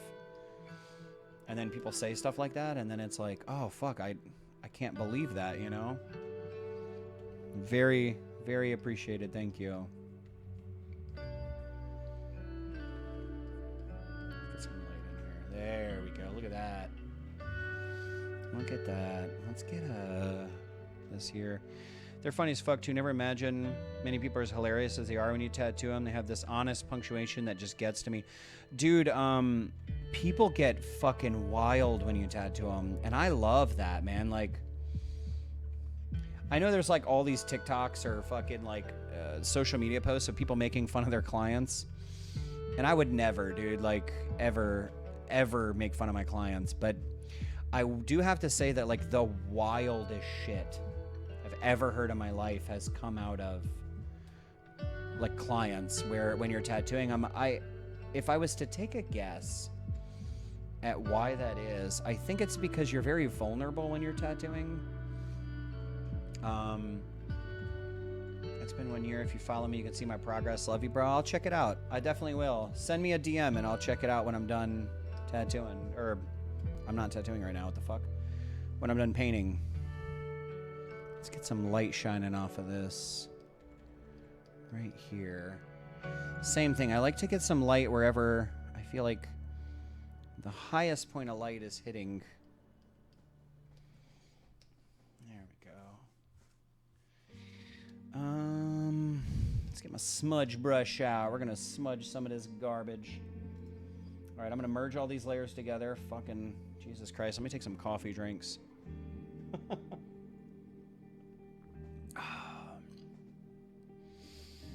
gonna have to smudge around a little bit.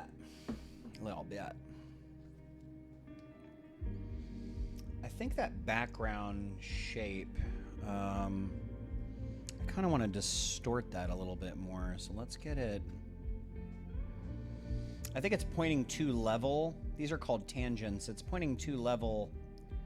I want it to point to that, but I don't want to infringe on the shape that I made either. So I got to make sure that whatever shape I'm creating here isn't pointing like directly at this, but more or less implying it.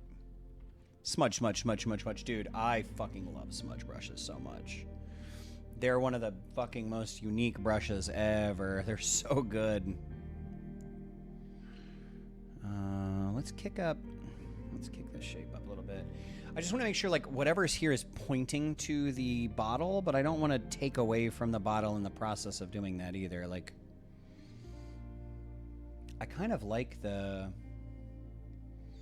look of this too. Like I like the look of wherever we are in the world. My imagination took me to like an apothecary's home, you know, like this is like a window of his or something. So I like how it's going so far. I do have to jump around again real quick. I gotta get down here just real fast and clean up some of this. I'm gonna do this a lot in art. You guys are gonna notice in watching me do art that I will jump around quite a bit. I'm gonna make this look like it's gilded with gold right here too.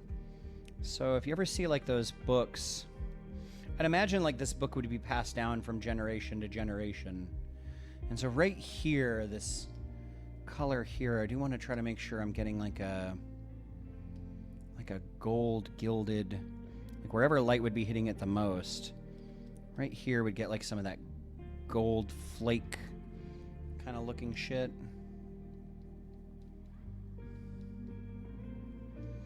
Yeah, there we go. I love the way that shit looks when people gold leaf things. Drawing on Photoshop? Yes, I am. When are your books open to get a tattoo? I think... I don't remember. I think it's like March. If you go to blacklotustattoos.com, you can find out there. I honestly don't remember. It's usually like every year and a half when I take appointments again. Roughly. So I don't remember when they set it. All the managers at my studio are honestly much better at keeping track of that than me. I never remember. But I do know with this board game, there's probably not a lot of time that I'm going to have for tattooing, depending on how intense my workload is. So I may honestly only take maybe a couple people next year for tattoos. This is absolutely fascinating to watch. Thank you so much. It's a very, very kind of you to say. Thank you. Look, it's teaching him how to make this little potion here. It's like, you do this, and then you do that, and then you do this. You gotta have some things pointing to it, though, like that. And then it says something. That way people know what's up. Let's get this color here. And we'll make sure it's a little fuzzed out. There we go. Guys, thank you again for watching this whole painting process. Today is so fun. And it's so nice to be able to do this with everyone. I'm going to get a blue back here. Let's pull a blue. Like there's light coming in from that back window. I'm going to just dirty this up real fast and try to get like some of that in there, and then I'll, because I did that and these are roughly the same value, I'm gonna have to darken up part of this leaf. I don't know if that was worth it or not. I am known to make mistakes in my painting, so sometimes I make decisions that aren't great. We'll find out. How's everyone's day today? Did you guys all have a good day? I definitely had a fantastic day today. It was fucking wonderful. Especially being able to do this. This is probably the highlight of my day right now. I love coming home and being able to drink fucking coffee and paint. Rockin' painting, thank you so much. I'm getting close to where I think it'd be about done, but I do want to make sure I'm getting a little better by better. Tending to things. That background's really teal, so I do want to try to make sure that some of the light that's hitting this, I'm playing around with like a pinkish red color here. Now the point of that is that these are opposing colors.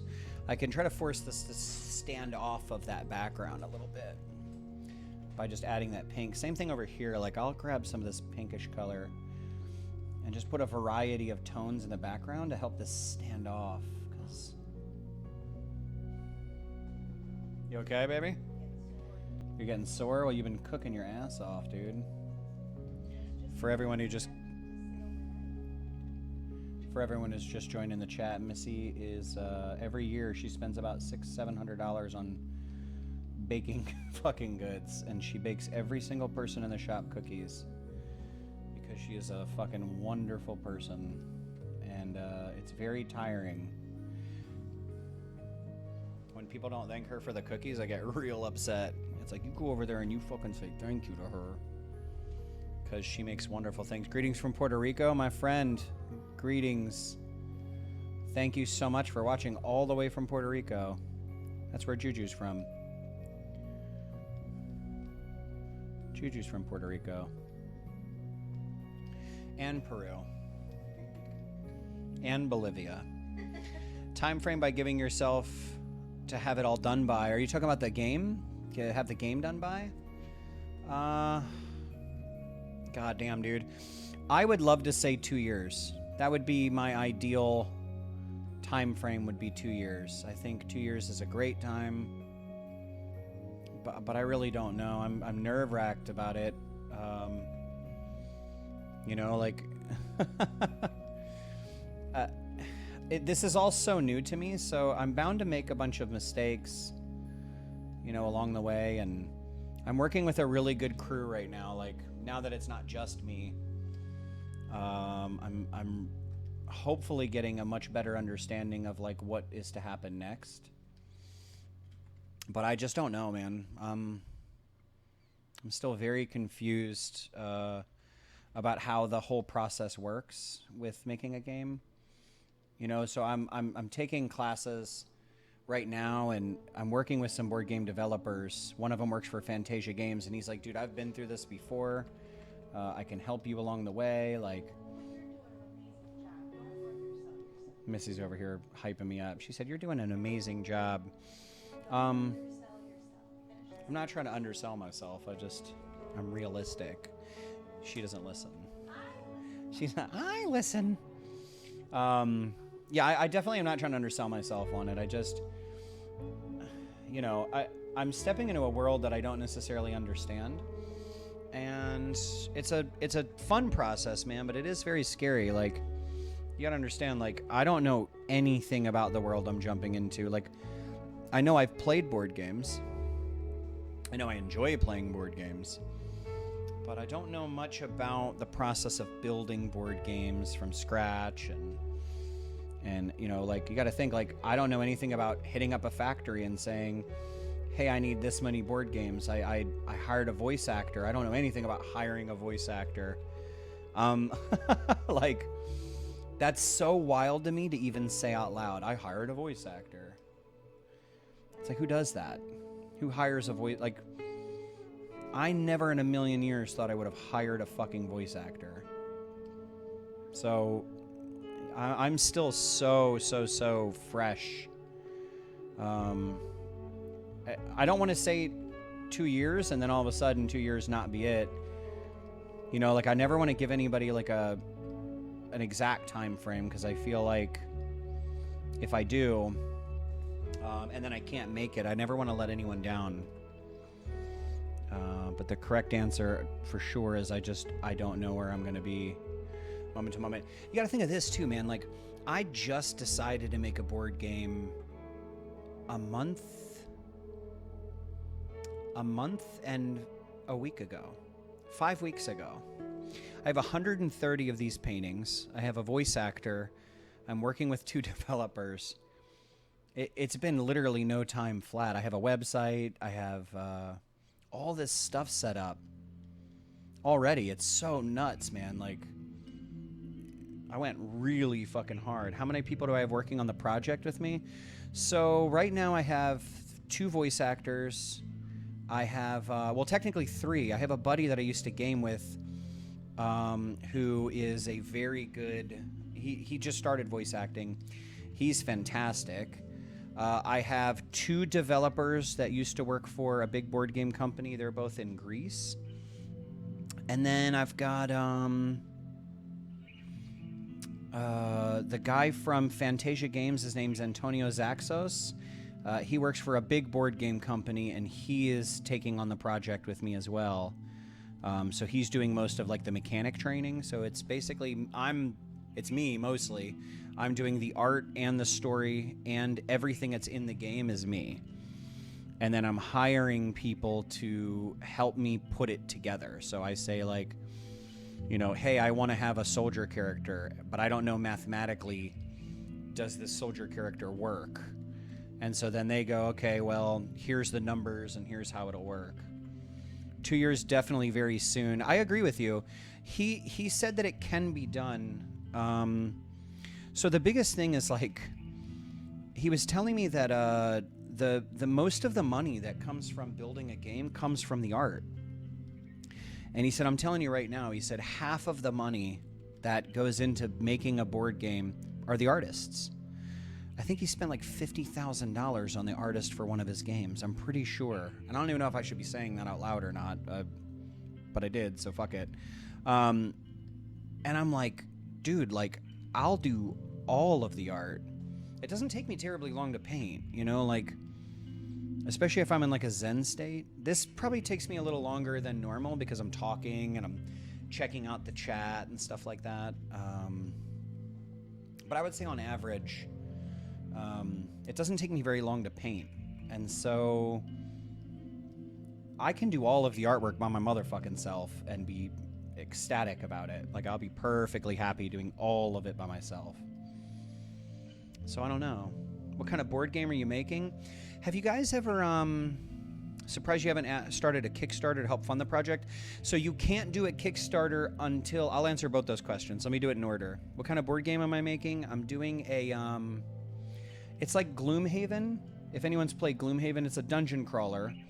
I was really inspired by that game, and then I'm taking that and I'm mixing Magic the Gathering elements into the game. So a lot of like deck building and character creation and stuff like that. So that's the main thing. Kickstarter is what you're talking about, and I've kickstarted shit tons of board games before. Like when I was buying them, obviously not my own. This is my first board game I've ever made, but you need to have a game to show people or no one believes in you. So like the general rule of thumb is like you have one opportunity to make a first impression on people. And I really want to make, like, if you have nothing to show, then no one will believe in you. If it's just like, hey, trust me, I promise I'm making this game, then you can't do anything. So you really have to have most of the product done before you can start the Kickstarter. And that's like the general rule of thumb. I have a coach right now that's working with me on Kickstarter to get me trained and ready for whenever I do kickstart it. Because it'll have to be crowdfunded. I mean, the manufacturing a game is so expensive. Like, I don't have that kind of money. I'll need help from people like you guys to be able to make it a true reality. So hopefully it's something I can do. I guess that realistically, the only thing I can do right now is hope that what I'm doing is generating enough interest in the game that you guys are like, shit, man, I really want to be a part of this, or I'd really love to experience all this shit this guy's talking about. Let's fucking rock and roll. Which I hope I've done so far, man. I really do. I hope I've got you guys interested enough in it that everyone is kind of like, dude, I am definitely down to support this. Hopefully everything comes through. All the artwork would be amazing. Thank you so much. I really want to do like a bigger piece with everyone, like something that a little more than like the potion. I thoroughly like this potion, I really do. But I would love to sit down and draw something. I think I wanted to test out and see how nervous I would be doing this in front of a shit ton of people. And you know, it's nerve-wracking to paint, especially if you don't know if this is going to turn out well. To paint in front of people is, you know, you don't want to fucking sit here and make a shit ton of mistakes in front of people and then everyone's watching you make a bunch of mistakes, which isn't terrible, but it's definitely easier to paint alone than it is to paint in front of people. So I was trying out some of these, which this was what I would consider like an easier painting. I would test out my comfort level and the interest of people. Like if people are interested in watching this, can I come down and guest spot and kind of help fund the project? I don't use shop money for the project, but you can definitely come guest spot. We do most of the shop is all, we're all involved in who guest spots. Like I'm not like a full, absolutely yes. I make sure that I include all of my guys in the talent that we bring to the studio. But I'm not using any of the shop money. I don't spend any shop money on non-shop stuff. It's like the shop makes its own money. This is all funded by basically me and hopefully people like you guys, man, who believe in the project and would love to partake in it. This is all you guys, man. You guys are the real fucking MVPs. Anybody who, like you guys sitting down watching this right now, like you guys are interested enough in things that you could spend time with me doing this. That's super, super fucking cool. Let's get a screen brush on here. We'll do a soft light.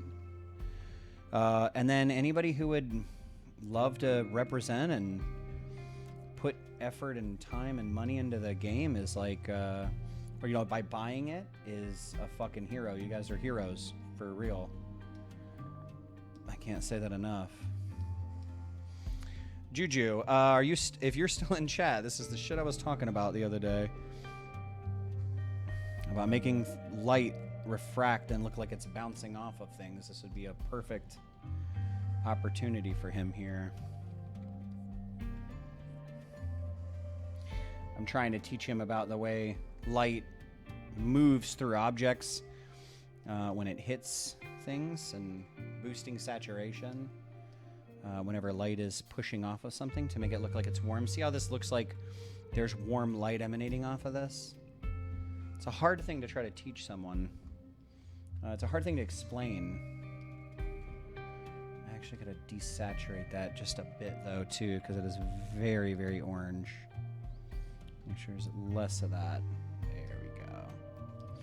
And then right here, check this out. So right here where there's this, I'm gonna make that very saturated. And it's going to be just a gleam of this light. You see it in photography a lot. Anybody who follows a guy named Donato Giancola, you can watch him do this with his light, and it's so good. But you see how that hum looks like this whole thing is warm now? There's like this warm heat light coming off of it. It's really neat because once you see it, it's a very hard thing to unsee. Magic the Gathering painters are really good at remembering these things, and I every day I try to get better and pick up on things that people are doing, and this is definitely one of them where there's like a prismatic hum that happens when light is bouncing off of something and it's reflecting back. Like you see the leaf now, and that leaf looks like it's really pushing off some heat. once I seen people do that, I started noticing it in nature a lot. Like, it's a fun thing to play around with. Let's get a soft light here, and I'm going to try to get some of this in there. What's his name again? Donato Giancola. That's Donato Gian Cola. He is a fucking really good artist. He's someone I'm very, very blessed to call my friend. And his artwork is just phenomenal, dude. He's a very, very talented artist. He does a lot of like reflective light, and he makes things look really warm when they're coming off of other objects. It's very, very, very cool to see. Let me get a soft light. Kind of just a touch of light off the edges of this thing right here. There we go. Yeah, boy. Let me know when you find his website. He is, or even his Instagram. He's fucking amazing. He's very like, he's just good. I don't even know what else to say. He's fucking talented. Very talented artist. One of the fucking top artists in the country, guaranteed. The amount of people who could hold a candle to him are fucking minimum, dude. He's just so good. I like this a lot. I think I may have messed up and made this a little too light. This is in the foreground here. I want to make that a little darker. And then I'd love it. So like, obviously like there's light coming from somewhere in this building. So I need to just make the top of this a little darker so that I can force your eye back into here. Same thing with the top here. I think I may have messed up on the top area being a little too light. So let me make another layer. And what I'm going to do is I'm going to attempt to put some of these... I want your eye to be focused on this here. So I'm going to have to try to... do something to force the viewer's eyes down a little bit. The easy way to do that is to make the top of this a little darker so that it's less interesting to look at. If it's too interesting up top, your eye will... you'll push away from this. So I have to try to make sure that everything that's not the main focus is less interesting. Same thing with this, how light this is here on the edges. I can make it light, but I don't want to make it too terribly light because I want to make sure that your eye is always looking at the bottle and the page. And it's hard to, you know, you look at a painting and you think like, okay, why do I like this painting? And you don't realize the amount of effort that an artist has to put into maintaining that you are maintaining eye contact with where they want you to look. You know, you think it's like, oh, cool, that guy's good at painting. It's truly not it. It's a balancing act that the artist is playing in front of you to be able to get you to look at things. And once you learn that balancing act, you don't look at art the same way ever again. You start to appreciate how much effort the artists put into manipulating your eye in different directions. It's a wonderful trick. The best part about learning that is when you go to places like the Louvre or you go to places like art museums, once you see that trick, you can't unsee it, and you notice it everywhere, and you realize how good artists were back in the day and how shit we are now. You know, like as an overall, because art wasn't available, and I don't mean shit as a pejorative. I'm not trying to say like artists aren't good nowadays, but anyone can pick up art now and do it. Anyone. And we as artists now are we think art is subjective. But artists back in the day did not believe that.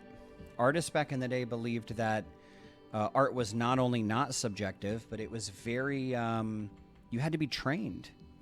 You had to really know what you were doing. You know, you couldn't just go to, there was no such thing as a fucking Michaels. Like, that's the crazy thing that, you know, like, we don't understand is, like, there was no such thing as a Michaels. Like, there was no such thing as, in a lot of countries, if you did art in honor of God or government, and that was it. You know, doing art in even the Soviet Union was considered illegal. Unless it was for God and government. And it's so hard for us to even grasp that idea now. It's like, art being illegal? What do you mean? We're allowed to express ourselves. It's like, bitch, no one was allowed to express themselves back in the day. Like, You were subservient, and that was it. That was it. You were just subservient. I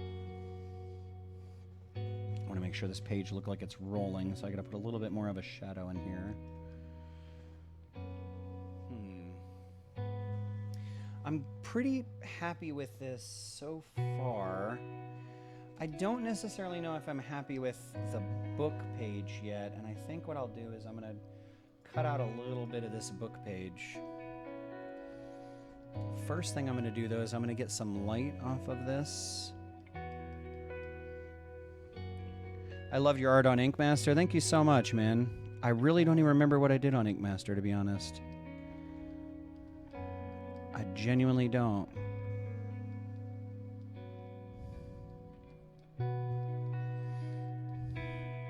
It's weird to say, but I just... So long ago. Hopefully it was good. Hopefully it was good.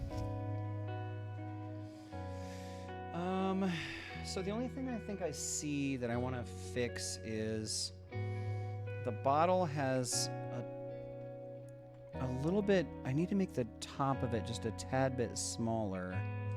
So I'm going to push in on some of these areas with the top of the bottle. Like that. Yeah, like, has anyone ever blown glass before? Have you guys ever had the opportunity to do that? It is so fucking neat to do. I haven't done it in a really, really, really long time, but I remember how much fun it was to do that. I'm sure people have done the fuck out of it, though.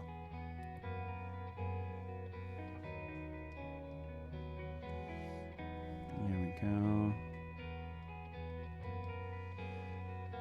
Yeah, I like this a lot. I really do. I think there needs to be 2 sets of these. Let me just... I'm going to cheat a little bit. I'm going to grab another set of that.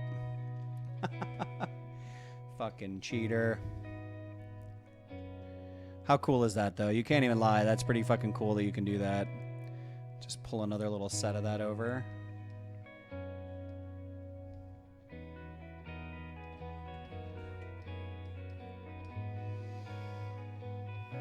Yeah, I think it definitely needed this. Like, it needed something on the edge here, because it didn't look like it should have fit on anything.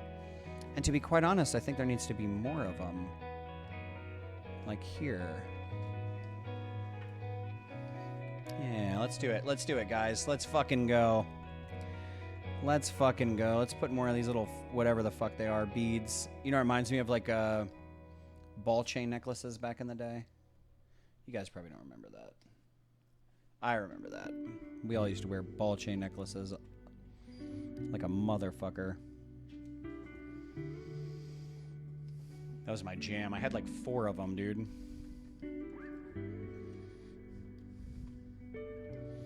It's crazy, too, because you don't realize how quickly things go in and out of style now. One of the girls that works with me, she's like 30... I think she's 34, 35. And she'll go back and talk about some of the styles that she had when she was younger. And it's so wild because you think, like, you just never see that anymore. Like Jinko pants, those huge fucking mammoth leg pants. I fucking love those things, dude. Like, and you don't see those ever anymore. I used to love them. Had a little bit of those when I was growing up. You could fit an entire skateboard in them. Like, you could fit your skateboard in your back pocket.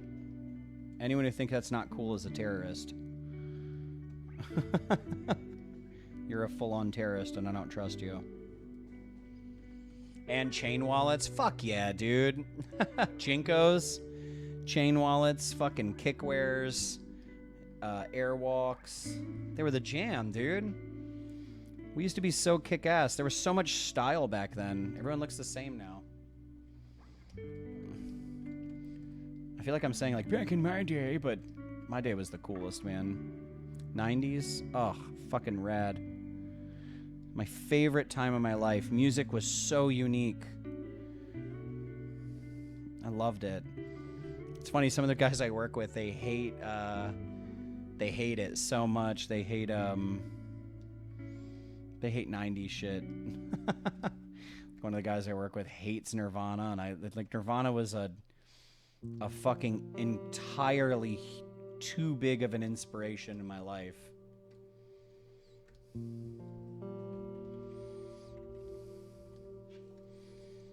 So it breaks my heart to hear, but everyone's different, man. You can't win everyone over. It's fine. I really like this, man. Kicked wears were so... I used to have the chain that they would wear, so it would dangle down from your belt loop. I don't remember that. I don't remember that at all. That's some juju shit. You got the juju shit.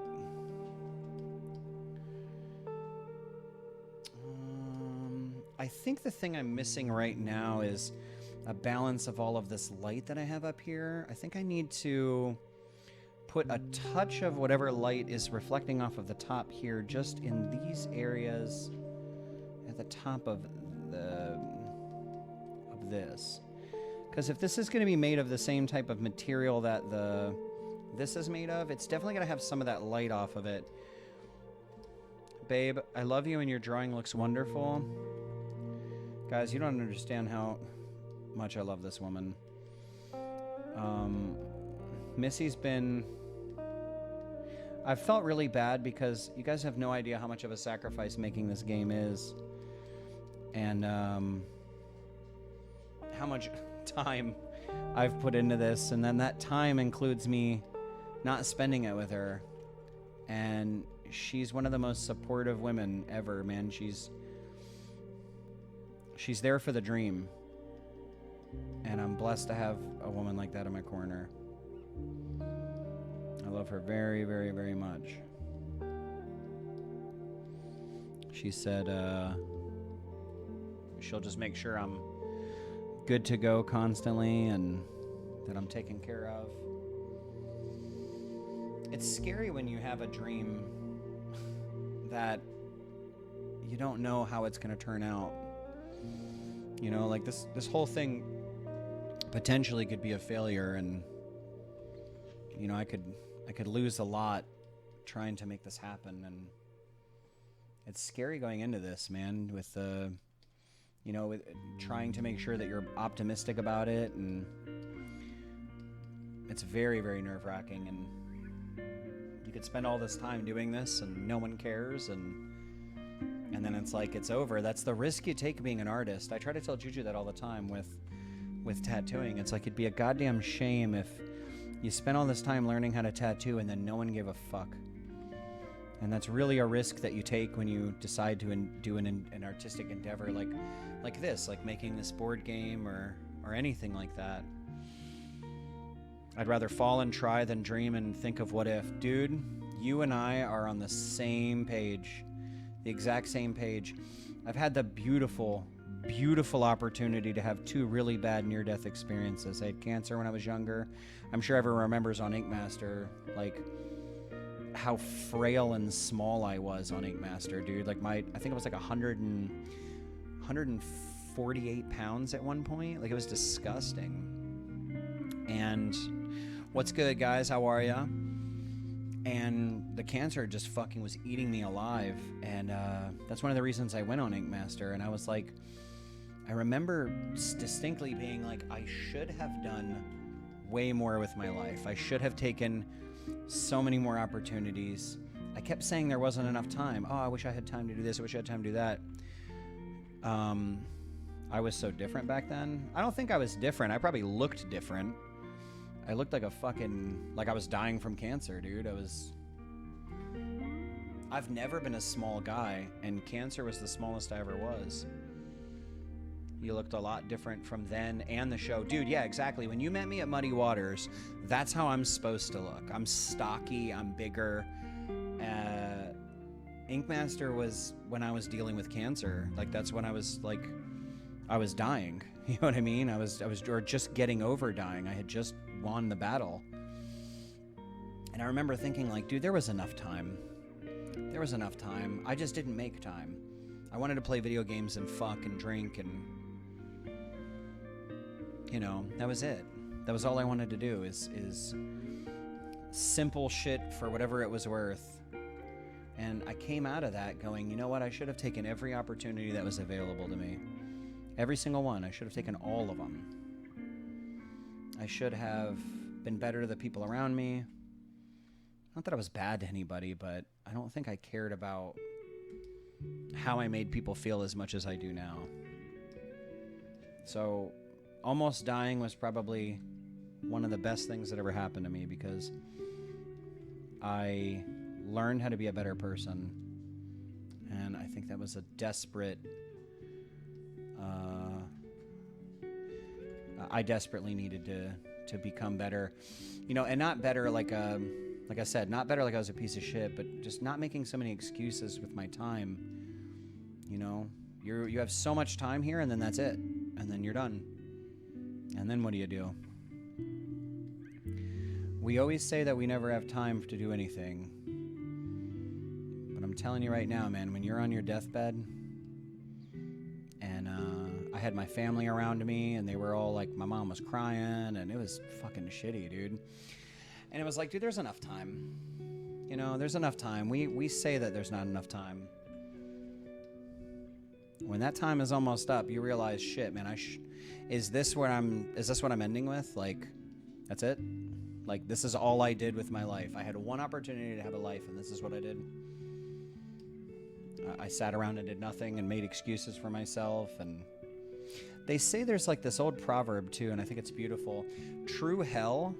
You were very welcome in showing me that art was more important. Knowing how to tattoo. That's fucking dope, dude.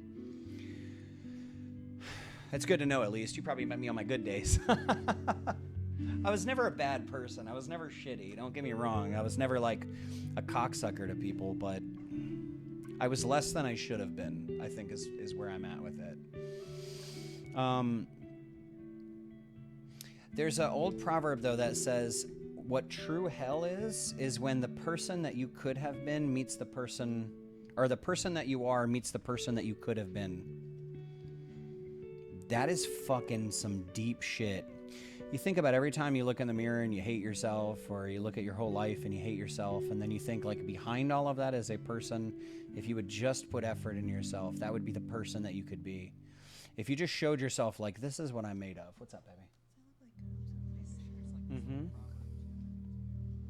Just keep an eye on your phone. Okay. I don't remember where I was going with that. Oh, well, doesn't matter. Yeah. Oh, yeah. Sorry. So the person that you are meets the person that you could have been. You think about that a lot, man. Cheers from Venezuela, Buenos Aires, Argentina. Nice to see ya. Thank you for joining. Let's get some more of that in here. Not bad, man. 2 hours. 2 hours and 20 minutes. Not too terrible. I feel like I'm pretty happy with this. I just want to clean up some of these edges. But I'm pretty happy with this in 2 hours. Yeah. Yeah, I think this'll do. That'll do, pig. That will do. Back in time. Had to run to the store. Glad I made it back in time. Cheers. I want to make sure I get everybody, so if I didn't say hi to anybody or I missed it, I definitely want to thank you guys for coming. I'm going to do a couple more of these little finishing touches here, and then it'd be good to go. I'm glad the mic sounded good, man. I'm really happy about that. This brand new mic setup that I got, and I'm real happy about that. All right, let's merge this down. It's scary. Look at that. That's all one solid piece now. I'm going to duplicate this layer, and I'm going to make everything a little darker. And then what I'm going to do is go ahead and erase certain things that I want to make sure I can keep light. So, that was not the eraser. So I definitely want this to be light. I definitely want this. I want to make sure these pieces are light. I definitely want the book to be light. definitely want this piece here to be light. Actually, all of the bottle to be light. But I like that the background's a little darker, especially on just some of these edges here. 2 hours, man. What do you guys think? Not bad for 2 hours? Or shitty as fuck for 2 hours? You just wasted 2 hours of your life doing this garbage. Let me see what looks better. Boom, boom. I like that the background forces your eye in a touch. Like, see, it forces your eye to kind of pull into the piece, which I think is really nice. I definitely do. So, yeah, I'm happy with this. This is going to be the healing potion for 𝐎𝐿 Embers. This was fun, man. This was definitely fun. I'm stoked about it. I got like the little, I got all the little leaves so that you can kind of tell how to make it. Looks sick, very fantastical. Thank you so much. Looks awesome. Thank you. Good shit. Guys, thank you guys, man. Like, thank you guys for spending the time and watching and checking it out. Listen to some lo-fi music. And what do you use for your digital drawings? So I use Photoshop and a Wacom tablet, and that's pretty much how I do all of my that's how I do all my digital drawings. Wonderful, enlightening to watch. Thank you so much. This was cool. This was really, really cool. I'm stoked to be able to do this, but most of all, I'm stoked that people are here watching. I'm stoked to be able to talk to people. You know, this isn't just like a vanity project. I thoroughly enjoy having people here watching the painting process. I hope anyone could have learned anything from watching. And I hope that I answered anyone's questions as well. Like, I hope that there were no questions that people had that they wanted to ask that they didn't feel the chance to get to ask. I hope I was thorough enough with everyone here. Genuinely, I just want to help people learn the process, and if there's anyone that I can teach, you know, inadvertently just from doing things, then that's what I want. So I'll post this online, I think, later on throughout the day, or I might even post it a little bit, but I think this is complete. So guys, thank you so much. Thank you guys. Thanks for the inspiration. I appreciate it. Thank you guys for watching. Do you use Photoshop versus Procreate? Similar for these types of drawings? I don't use Procreate. I've never used it. I'm not a fan of the iPads personally at all. They feel clunky in my hand. I just think Photoshop is it's much better. So I've never used Procreate. But a lot of artists, especially tattooers, use it, and they're perfectly fine with it, and they love it. But Photoshop's always going to be my little baby. Photoshop's my fucking jam. It's also what I went to school for. Like, I went to school for conceptual digital illustrative design my 5th or 6th year into tattooing, specifically so that I could get better and faster artistically. This is so cool, dude. Thank you. Yeah, but guys, I'm going to go ahead and head off. Thank you guys so much for watching and checking it out. Please make sure you guys go to www.oath2embers.com. That's where you're going to see all of these pieces of the board game. That's where you're going to be able, when I do finally Kickstarter, you guys will be able to come check it out. And everyone who follows in the very beginning, I'm going to make absolutely sure people like you guys who come and check this out. Hello from Toronto. You're the best. Thank you guys so much. Everyone who's been supportive on this stage of it, 1000%, you're getting something extra if you guys do support the game and you guys want to do something with it. So 1000%, you guys are the real heroes. You guys make it possible that I'm able to do this every single day. And I don't ever want you guys to think that this is about me. It's mutual, very, very mutual. So Thank you. I hope everyone has a wonderful holiday. If you guys would love to see more of this, or you guys want to see me do another one of these, I would absolutely love to see something. Either DM me or in the comment thread. Make sure you're following at Oath to Embers. That would be the Instagram page for the board game. And then, yeah, I'll see you guys on the next one. Thank you guys very, very much. You're very appreciated. Thank you.